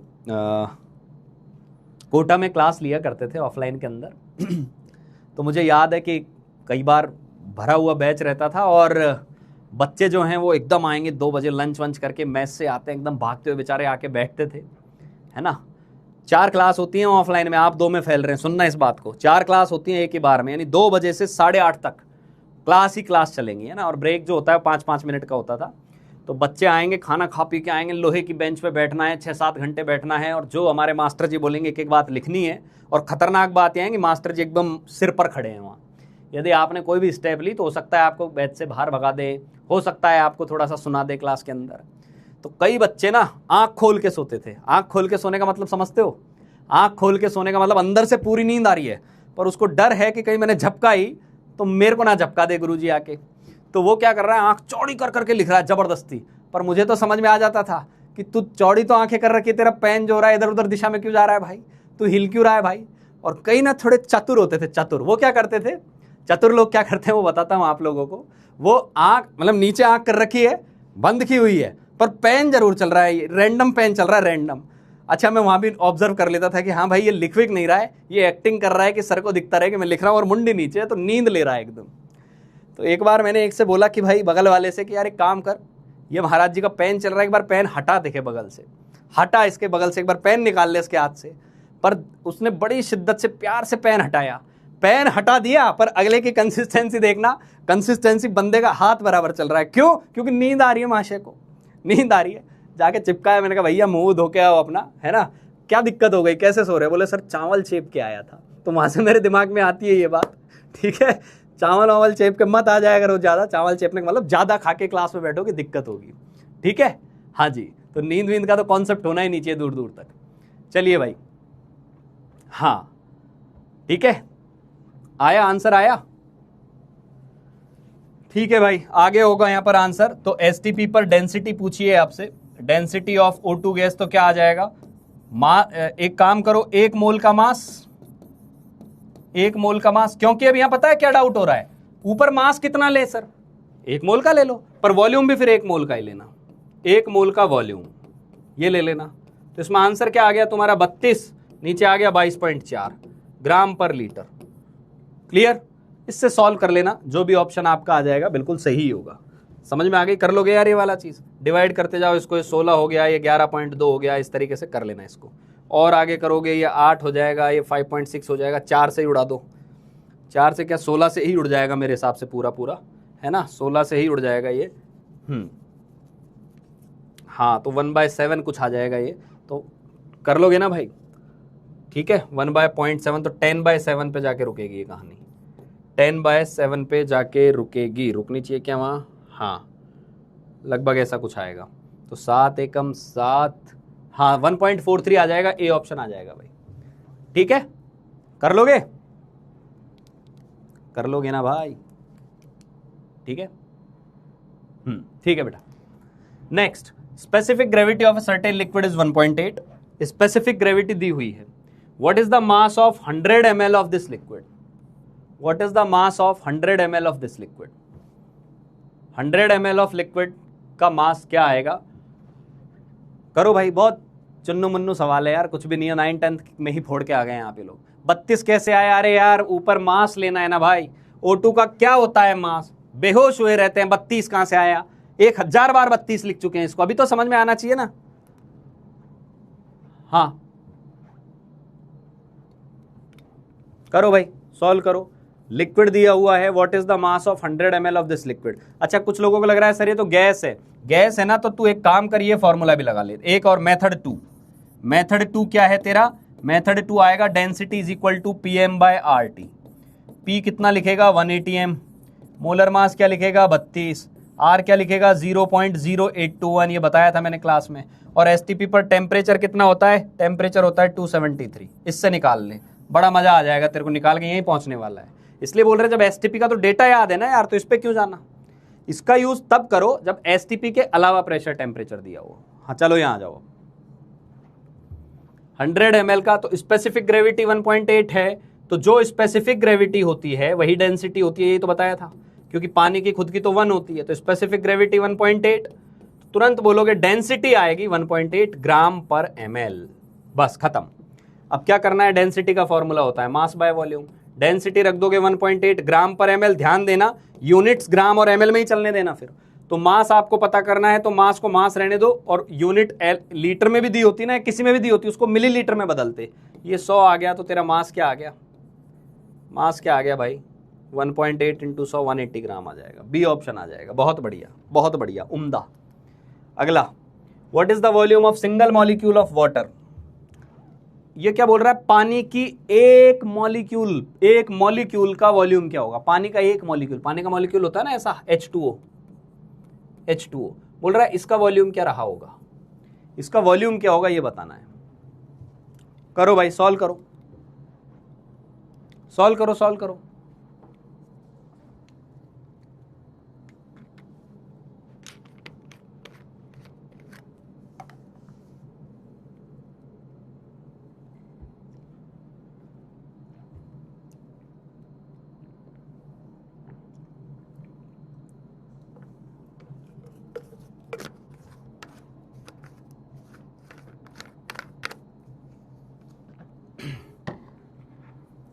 करो बेटा। अब देख, पानी की डेंसिटी पता है सभी को, पानी की डेंसिटी पता है। डेंसिटी ऑफ वाटर जो होती है वो कितनी होती है सर? वो होती है 1 ग्राम पर ml। ये अपने को पता होनी चाहिए, यानी पानी के सवालों में डेंसिटी लिख के नहीं देगा, तुझे पता होनी चाहिए। पानी के एक मॉलिक्यूल का मास बताओ कोई मेरे को। Mass of 1 molecule of water क्या है? Mass of 1 molecule of water क्या है? फटाफट बताओ क्या होता है भाई, फटाफट बताएंगे क्या होता है। Mass of 1 molecule of water क्या आता है? तो ये आता है सर 2 + 16 18 AMU। 18 ग्राम मत बोल देना, 18 ग्राम मत बोल देना, समझ में आई बात? 18 ग्राम में तो 1 मोल होते हैं। हाँ ठीक है, 18 AMU होता है, 18 AMU। कुछ लोग लिख रहे हैं 18 ml। बेटा 18 ml तब आता जब 18 ग्राम होता, ये 18 ग्राम नहीं है, 18 AMU है। 18 AMU का मतलब ग्राम में लिखूं तो कितना हो गया? 18 इंटू 1.66 इंटू 10⁻⁻24 ग्राम। इतना वजन होता है पानी के एक मॉलिक्यूल का। 18 ग्राम थोड़ी ना हो जाएगा, एक मॉलिक्यूल बोल रहे हो भाई, ठीक है। हाँ 18 AMU, 18 AMU, बहुत बढ़िया। मास पता है, वॉल्यूम पता करना है। क्या लिखोगे? Density is equal to mass upon volume. क्या करेंगे? डेंसिटी की वैल्यू रखेंगे 1 यूनिट के साथ, ग्राम पर ml। मास की वैल्यू रखेंगे, कितनी आ रही है? 18 into 1.66 into 10⁻⁻24 divided by volume. ये आ जाएगा, ये वॉल्यूम आ जाएगा। समझ में आई क्या चीज? समझ में आ रही है बात? अरे समझ में आया या नहीं आया भाई? ये समझ में आया सभी को? ठीक है, तो वॉल्यूम क्या आ गया अपने पास? वॉल्यूम का डेटा लिखोगे तो क्या आ गया? वॉल्यूम बताओ कितना आ गया? 18 इंटू 1.66 इंटू 18 इंटू 1.66 इंटू 10⁻⁻24 आ गया। समझ में आई बात? समझ में आ गई चीज? इसको सॉल्व करोगे, इसको सॉल्व करोगे तो इसको लगभग मल्टीप्लाई करोगे ना तुम लोग, इसको लगभग मल्टीप्लाई करोगे, तो ये आ जाएगा 30 के आसपास, 30 के आसपास आएगा। कैसे आएगा देखो, 1.6 से ही करके देख लो, 1.6 इंटू 18 करके देखो 18 इंटू 6 करोगे 8, 18 28, हाँ 2.88, तो ये 3 के आसपास आएगा, 30 आएगा। तो 30 इंटू 10 की पावर -24, इसका मतलब क्या हो गया, ऑलमोस्ट 3 इंटू 10 की power -23 ml। Option number B, option number B will be correct answer. बहुत बढ़िया, बहुत बढ़िया, समझ में आई बात। जिसका तेरे से क्या पूछा है, वॉल्यूम पूछा है ना, तो तू समझ जाना पक्का डेंसिटी का गेम है। डेंसिटी और मास, मास पता था इतना होता है, वॉल्यूम पता है, पता करना है, डेंसिटी पता है, फॉर्मूले में वैल्यू रख, बाकी कैलकुलेशन है मैथ्स है। जो बोल रहे नहीं आया दैट मीन्स मैथ्स नहीं आई। तो मैथ्स का फॉर्मूला देखो, इसके अंदर क्या है, डेंसिटी सिंपली मास पर यूनिट वॉल्यूम। 1 मॉलिक्यूल का जो मास है वो कितना आएगा, 18 AMU आएगा। 1 मॉलिक्यूल का मास क्या आया, 18 AMU आया। 18 AMU को ग्राम में बदला, ग्राम में क्यों बदला, क्योंकि डेंसिटी ग्राम में है, तो ये ग्राम आ गया था यहाँ। समझ में आई बात। तो वॉल्यूम भी जो आएगा वो किसके अंदर आएगा, वो ml में आएगा। ठीक है, फिर इसको सॉल्व किया तो ये 1 था, इधर तो कुछ था ही नहीं, तो वॉल्यूम को इधर ले आओ क्रॉस मल्टीप्लाई करके, तो वॉल्यूम इतना आ गया, आंसर आ गया, खत्म हो गई बात। ठीक है, ठीक है, चलो अगला, अ ड्रॉप ऑफ वाटर। अब इस बार देखना, अच्छा सवाल है थोड़ा। पानी की एक बूंद दी हुई है, ये पानी की एक बूंद दी हुई है, लेट्स से ये आपकी सरफेस है, इस पे पानी की एक बूंद पड़ी है, ये पानी की एक ड्रॉप है। 1 ड्रॉप ऑफ वाटर दी हुई है। 1 ड्रॉप ऑफ वाटर के अंदर बोल रहा है इसका जो वॉल्यूम है ना वो 3.6 ml है। 3.6 ml है। अगेन पानी है तो तुझे डेंसिटी पता है। बोल रहा है बताओ इसमें एटम्स कितने होंगे। तो पहले तो मॉलिक्यूल निकालो, फिर एटम्स पे जाएंगे। एटम्स पे बाद में जाएंगे, पहले निकालो पानी का यहां मास क्या आ रहा है, सॉल्व करो इसको। बहुत अच्छा सवाल है ये, बढ़िया सवाल है, थोड़ा आने लायक जैसी चीज है ये। अब इसको अपन मोल की तरफ कनेक्ट कर रहे हैं, सॉल्व करेंगे हर कोई। इसमें पोल क्रिएट कर दो भाई, पोल क्रिएट कर दीजिए इसके अंदर। सभी लोग अटेम्प्ट करें, अपने पास टाइम है इसको सॉल्व करने का। सॉल्व कीजिए, आंसर लाइए। पहले एक एक चीज लिख लो, व्हाट इज गिवन, कॉपी में लिख ले। दिया हुआ है वॉल्यूम 3.6 ml है, राइट। आफ्टर दैट ये भी लिख ले कि डेंसिटी भी पता है तेरे को, 1 ग्राम पर ml है। तुझे पानी का मास पता चल जाएगा। पानी का मास पता चल गया, पानी के मोल पता चल जाएंगे। पानी के मोल पता चल गए तो तुझे पता चल जाएगा एटम्स कितने हैं। सॉल्व करो, और मैं यहां आपके आंसर का वेट कर रहा हूं। करो भाई, सभी लोग करो, सॉल्व करो, कीजिए।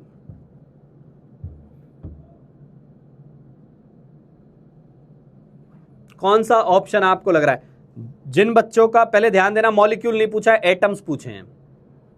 एटम्स पूछे हैं तो जिनका 0.2 Na आ जाए वो एक बार सोचना आपने H2O निकाले। H2O के अंदर, एक के अंदर कितने एटम्स हैं? एक के अंदर 3 एटम हैं। तो ये मत भूलना कि लास्ट में 3 से भी गुणा करना पड़ेगा। बहुत बढ़िया, बहुत बढ़िया, शानदार। कुछ बच्चों का आने लगा है आंसर। Good good.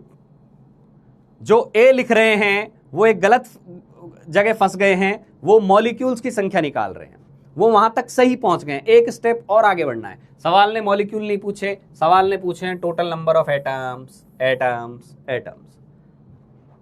ठीक है, ए वाले सी वालों से एक कदम पीछे हैं। जिनका सी आ रहा है और जिनका ए आ रहा है उनमें एक कदम का अंतर है। एक ने मॉलिक्यूल निकाले, एक ने एटम्स निकाले। हाँ भाई, ठीक है, चलो बहुत बढ़िया। Option C will be correct answer. तो इसमें क्या करना था भाई, इसमें क्या करना था, वॉल्यूम दिया हुआ है 3.6 ml। ठीक है, डेंसिटी कितनी होती है, 1 ग्राम पर ml। अच्छा, डेंसिटी 1 ग्राम पर ml का एक्चुअली मतलब क्या होता है? पानी का वॉल्यूम 1 ml होगा, मास 1 ग्राम होगा। पानी का वॉल्यूम 10 ml होगा, मास 10 ग्राम होगा। पानी का वॉल्यूम 100 ml होगा, पानी का मास 100 ग्राम होगा। पानी का वॉल्यूम 500 ml होगा, पानी का मास 100 ग्राम होगा। तो पानी का वॉल्यूम 3.6 ml है तो पानी का मास 3.6 ग्राम होगा। फिर भी नहीं पचता है तो फॉर्मूला लगा ले, ये मास है, ये वॉल्यूम है, ये 3.6 है। मास पता करना है और वॉल्यूम जो है, अच्छा नहीं, डेंसिटी, सॉरी, डेंसिटी जो है वो 1 है। डेंसिटी 1 है, मास पता करना है, वॉल्यूम 3.6 है, तो मास आ गया 3.6 ग्राम। किसका मास आया बेटा? इस पानी की बूंद का मास आया है। तो पानी के मोल कितने आएंगे? मोल ऑफ H2O कितने आएंगे? तो मोल ऑफ H2O आएंगे mass by molar mass, mass by molar mass. तो कितने आ गया सर? ये आ गया एक तरीके से 3.6 ग्राम डिवाइडेड बाय 18, डिवाइडेड बाय 18, यानी 0.2 मोल आ गए। 0.2 मोल आ गए। अच्छा, तो पानी के मॉलिक्यूल्स की संख्या कितनी हो गई? नंबर पे जाते हैं तो Na से गुणा करते हैं, नंबर पे जाते हैं तो Na से गुणा करते हैं। और मेरे प्यारे प्यारे भाई लोग यहां तक तो सभी पहुंच गए थे।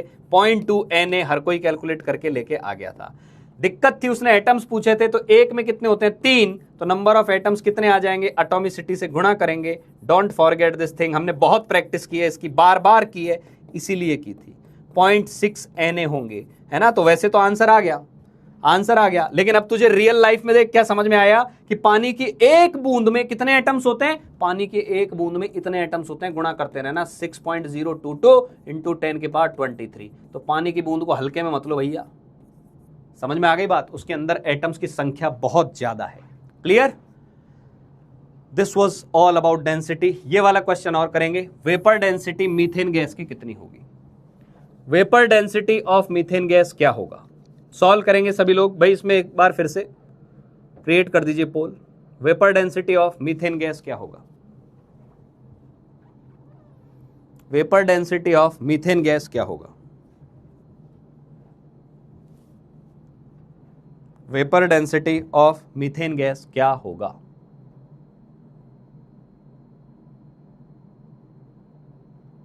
पोल क्रिएट हो गया है, वेपर डेंसिटी, सभी लोग जवाब दे, इन्वॉल्व हो जाएं, जब सवाल आ जाए तो यार एकदम सब कुछ छोड़ के क्वेश्चन में लग जाएं। Vapour density of methane gas क्या होगा, ये तो बहुत हलवा सवाल है यार, आ गया आंसर, आ गया लोगों का।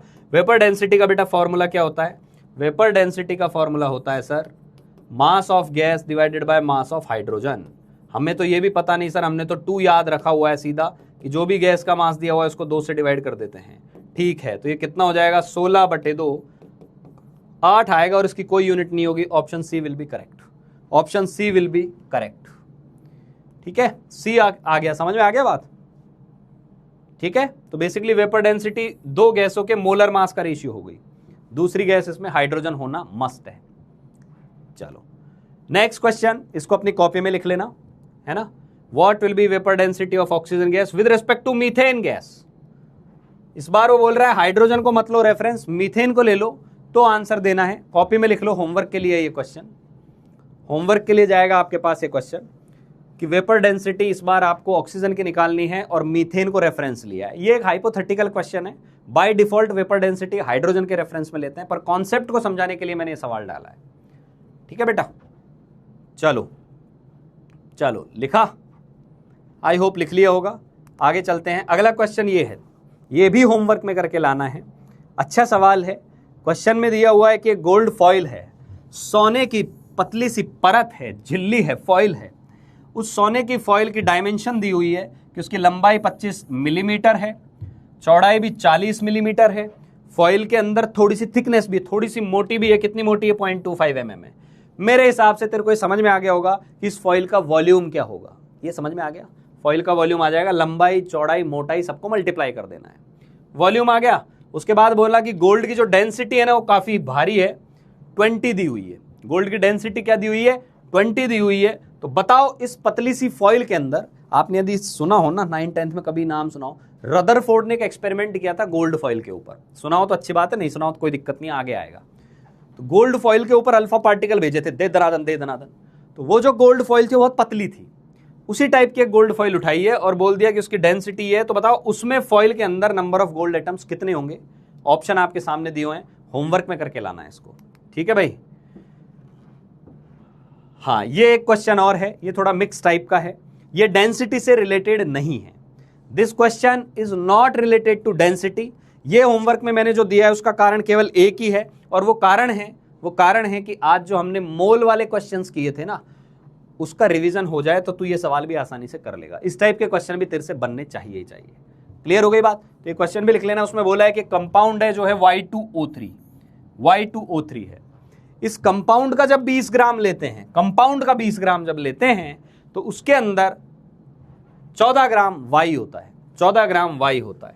तो बोल रहा है बताओ Y का एटॉमिक वेट क्या रहा होगा, Y का एटॉमिक वेट क्या रहा होगा, ये पूछ रहा है वो।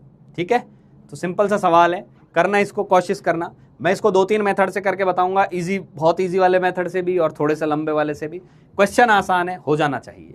क्लियर, ये भी तेरे होमवर्क में आएगा।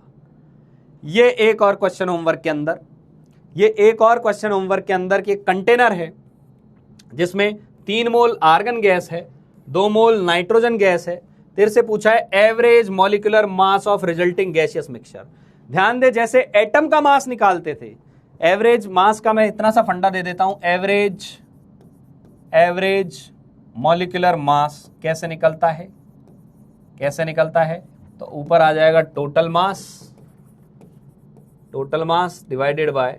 Divided by total molecules, total moles, ऐसे लिख दो। तो एवरेज मोलर मास आ जाएगा आपके पास, एवरेज मोलर मास में ये आ जाएगा। सेम फॉर्मूला जैसे आप एवरेज एटॉमिक के लिए लगाते थे, वहां परसेंटेज अबंडेंस यूज करते थे, तो हम परसेंटेज को क्या लिखते थे, m1x1 प्लस m2x2, और नीचे x1 x2 का सम यानी 100 लिख देते थे। इस बार x1 x2 ना देकर मोल्स दे दिए, तो x1 x2 को रिप्लेस कर देना m1 n1 plus m2 n2 divided by total moles n1 plus n2। ये भी करके लाना है, ये भी आपके होमवर्क का पार्ट होगा। क्लियर? एक और क्वेश्चन आपको होमवर्क में दिया जा रहा है इसी से related. Container contains neon gas and carbon dioxide gas in a 4:1 molar ratio. Ratio लिखा हुआ है, राशन नहीं है भाई, ये है ना, रेशियो है, रेशियो। ठीक है।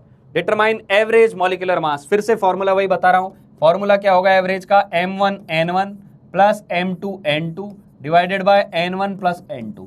परसेंटेज दे देता था तो हम परसेंटेज लिख देते थे, मोल दे देगा तो मोल लिख देंगे। तो इसका आपको कैलकुलेशन करके लाना है, ये वाला भी आपका होमवर्क का पार्ट है। क्लियर? फिर कल से हम एक नए टॉपिक की तरफ चल रहे होंगे, introduction of percentage composition. Basically section A जो है आपके मॉड्यूल का, वो यहां पर कंप्लीट होता है। उसमें एक चीज अभी भी अपन ने छोड़ी हुई है, लॉज ऑफ गैसियस कॉम्बिनेशन। कई बच्चे चिल्ला रहे हैं इस चीज के लिए कि सर एनसीईआरटी में तो ये भी दिया है वो भी दिया है, क्या हम उनको नहीं करें? सब कुछ कवर करेंगे, लेकिन एक सीक्वेंसिंग होती है। एनसीईआरटी में थोड़ी सी ये बात की प्रॉब्लम है कि कोई भी चीज कहीं भी रख देता है, वो एक सीक्वेंस के साथ चलेंगे। मैं चाहूं तो तेरे को रैंडम चीजें अभी बोल के चल सकता हूं, लॉज ऑफ गैसियस वॉल्यूम ये होते हैं। कई लोग पढ़ाने वाले ऐसे ही पढ़ाते हैं, है ना, लेकिन उनके कोई हाथ पैर नहीं है। फिर उनके केस में उनके कोई बेस ही नहीं रहेगा। तो उसको आज रट लेगा, कल भूल जाएगा, कल रट लेगा, परसों भूल जाएगा। तो मैं एक एक चीज क्लियर कराऊंगा, लेकिन उनके लिए जो जो चीजें जरूरी है उनको हम करते हुए जा रहे हैं। एनसीईआरटी तेरी 100% कवर होगी इसके अंदर, बिल्कुल मत घबरा। जब तेरा अपना चैप्टर हो चुका होगा, मैं तुझे बताऊंगा हमने कौन कौन सा सेक्शन एनसीईआरटी में कहां से पढ़ा है। तो it was all about today's lecture. I think you must have enjoyed this. और आप लोगों को यदि मजा आया हो, चीजें यदि समझ में आई हो, तो मेरे तक वो बातें आती रहनी चाहिए। आपको अंदाजा है कैसे भेजी जाती हैं वो चीजें। क्लियर? तो इसके अलावा हमने आपके डाउट का प्रबंधन भी किया हुआ है पूरा, है ना। डाउट का जो मैनेजमेंट है वो भी पूरा आगे आने वाला है। पहले तो मैं फिर से होमवर्क लिख दूं। होमवर्क के अंदर क्या क्या होगा? होमवर्क के अंदर मेनली तो डीपीपी के रिमेनिंग क्वेश्चन रहेंगे। डीपीपी के रिमेनिंग क्वेश्चन, कल जो डीपीपी दी गई थी उसमें डेंसिटी के क्वेश्चन थे जो हमने छुड़वा दिए थे, वो आपको करने हैं बेटा। डेंसिटी के क्वेश्चन करने हैं अभी, ठीक है। उसके अलावा फिर से बार बार लिख रहा हूं, सेक्शन ए को फिर से अटेम्प्ट करना। Section A in part 1 and part 2 of exercise 1 फिर से अटेम्प्ट करना। जो चीजों में डाउट आया, हो सकता है एक आध सवाल तेरा बनेगा उनमें से वापस, फिर भी नहीं बनता है, अपन मॉड्यूल का डिस्कशन लेके आ रहे हैं। क्लियर? ये करने के साथ साथ जो नए बच्चे आए हैं उनको मैं बार बार एक चीज बोल रहा हूं, बेटा रिवीजन करना है तुझे क्या करना है, जो रिकॉर्डेड लेक्चर्स हैं उनको जितना जल्दी हो सके सुन डाल। अभी क्या है, जितनी भी चर्चाएं की गई है पिछले 3-4 लेक्चर के अंदर, वो थोड़ी बेसिक बातें थी, तो उनको अभी फटाफट कर ले, जिससे आने वाले लेक्चर्स में तुझे कोई प्रॉब्लम नहीं आएगी। मोल कॉन्सेप्ट एक्चुअली अब जाकर यहां से चालू हुआ है और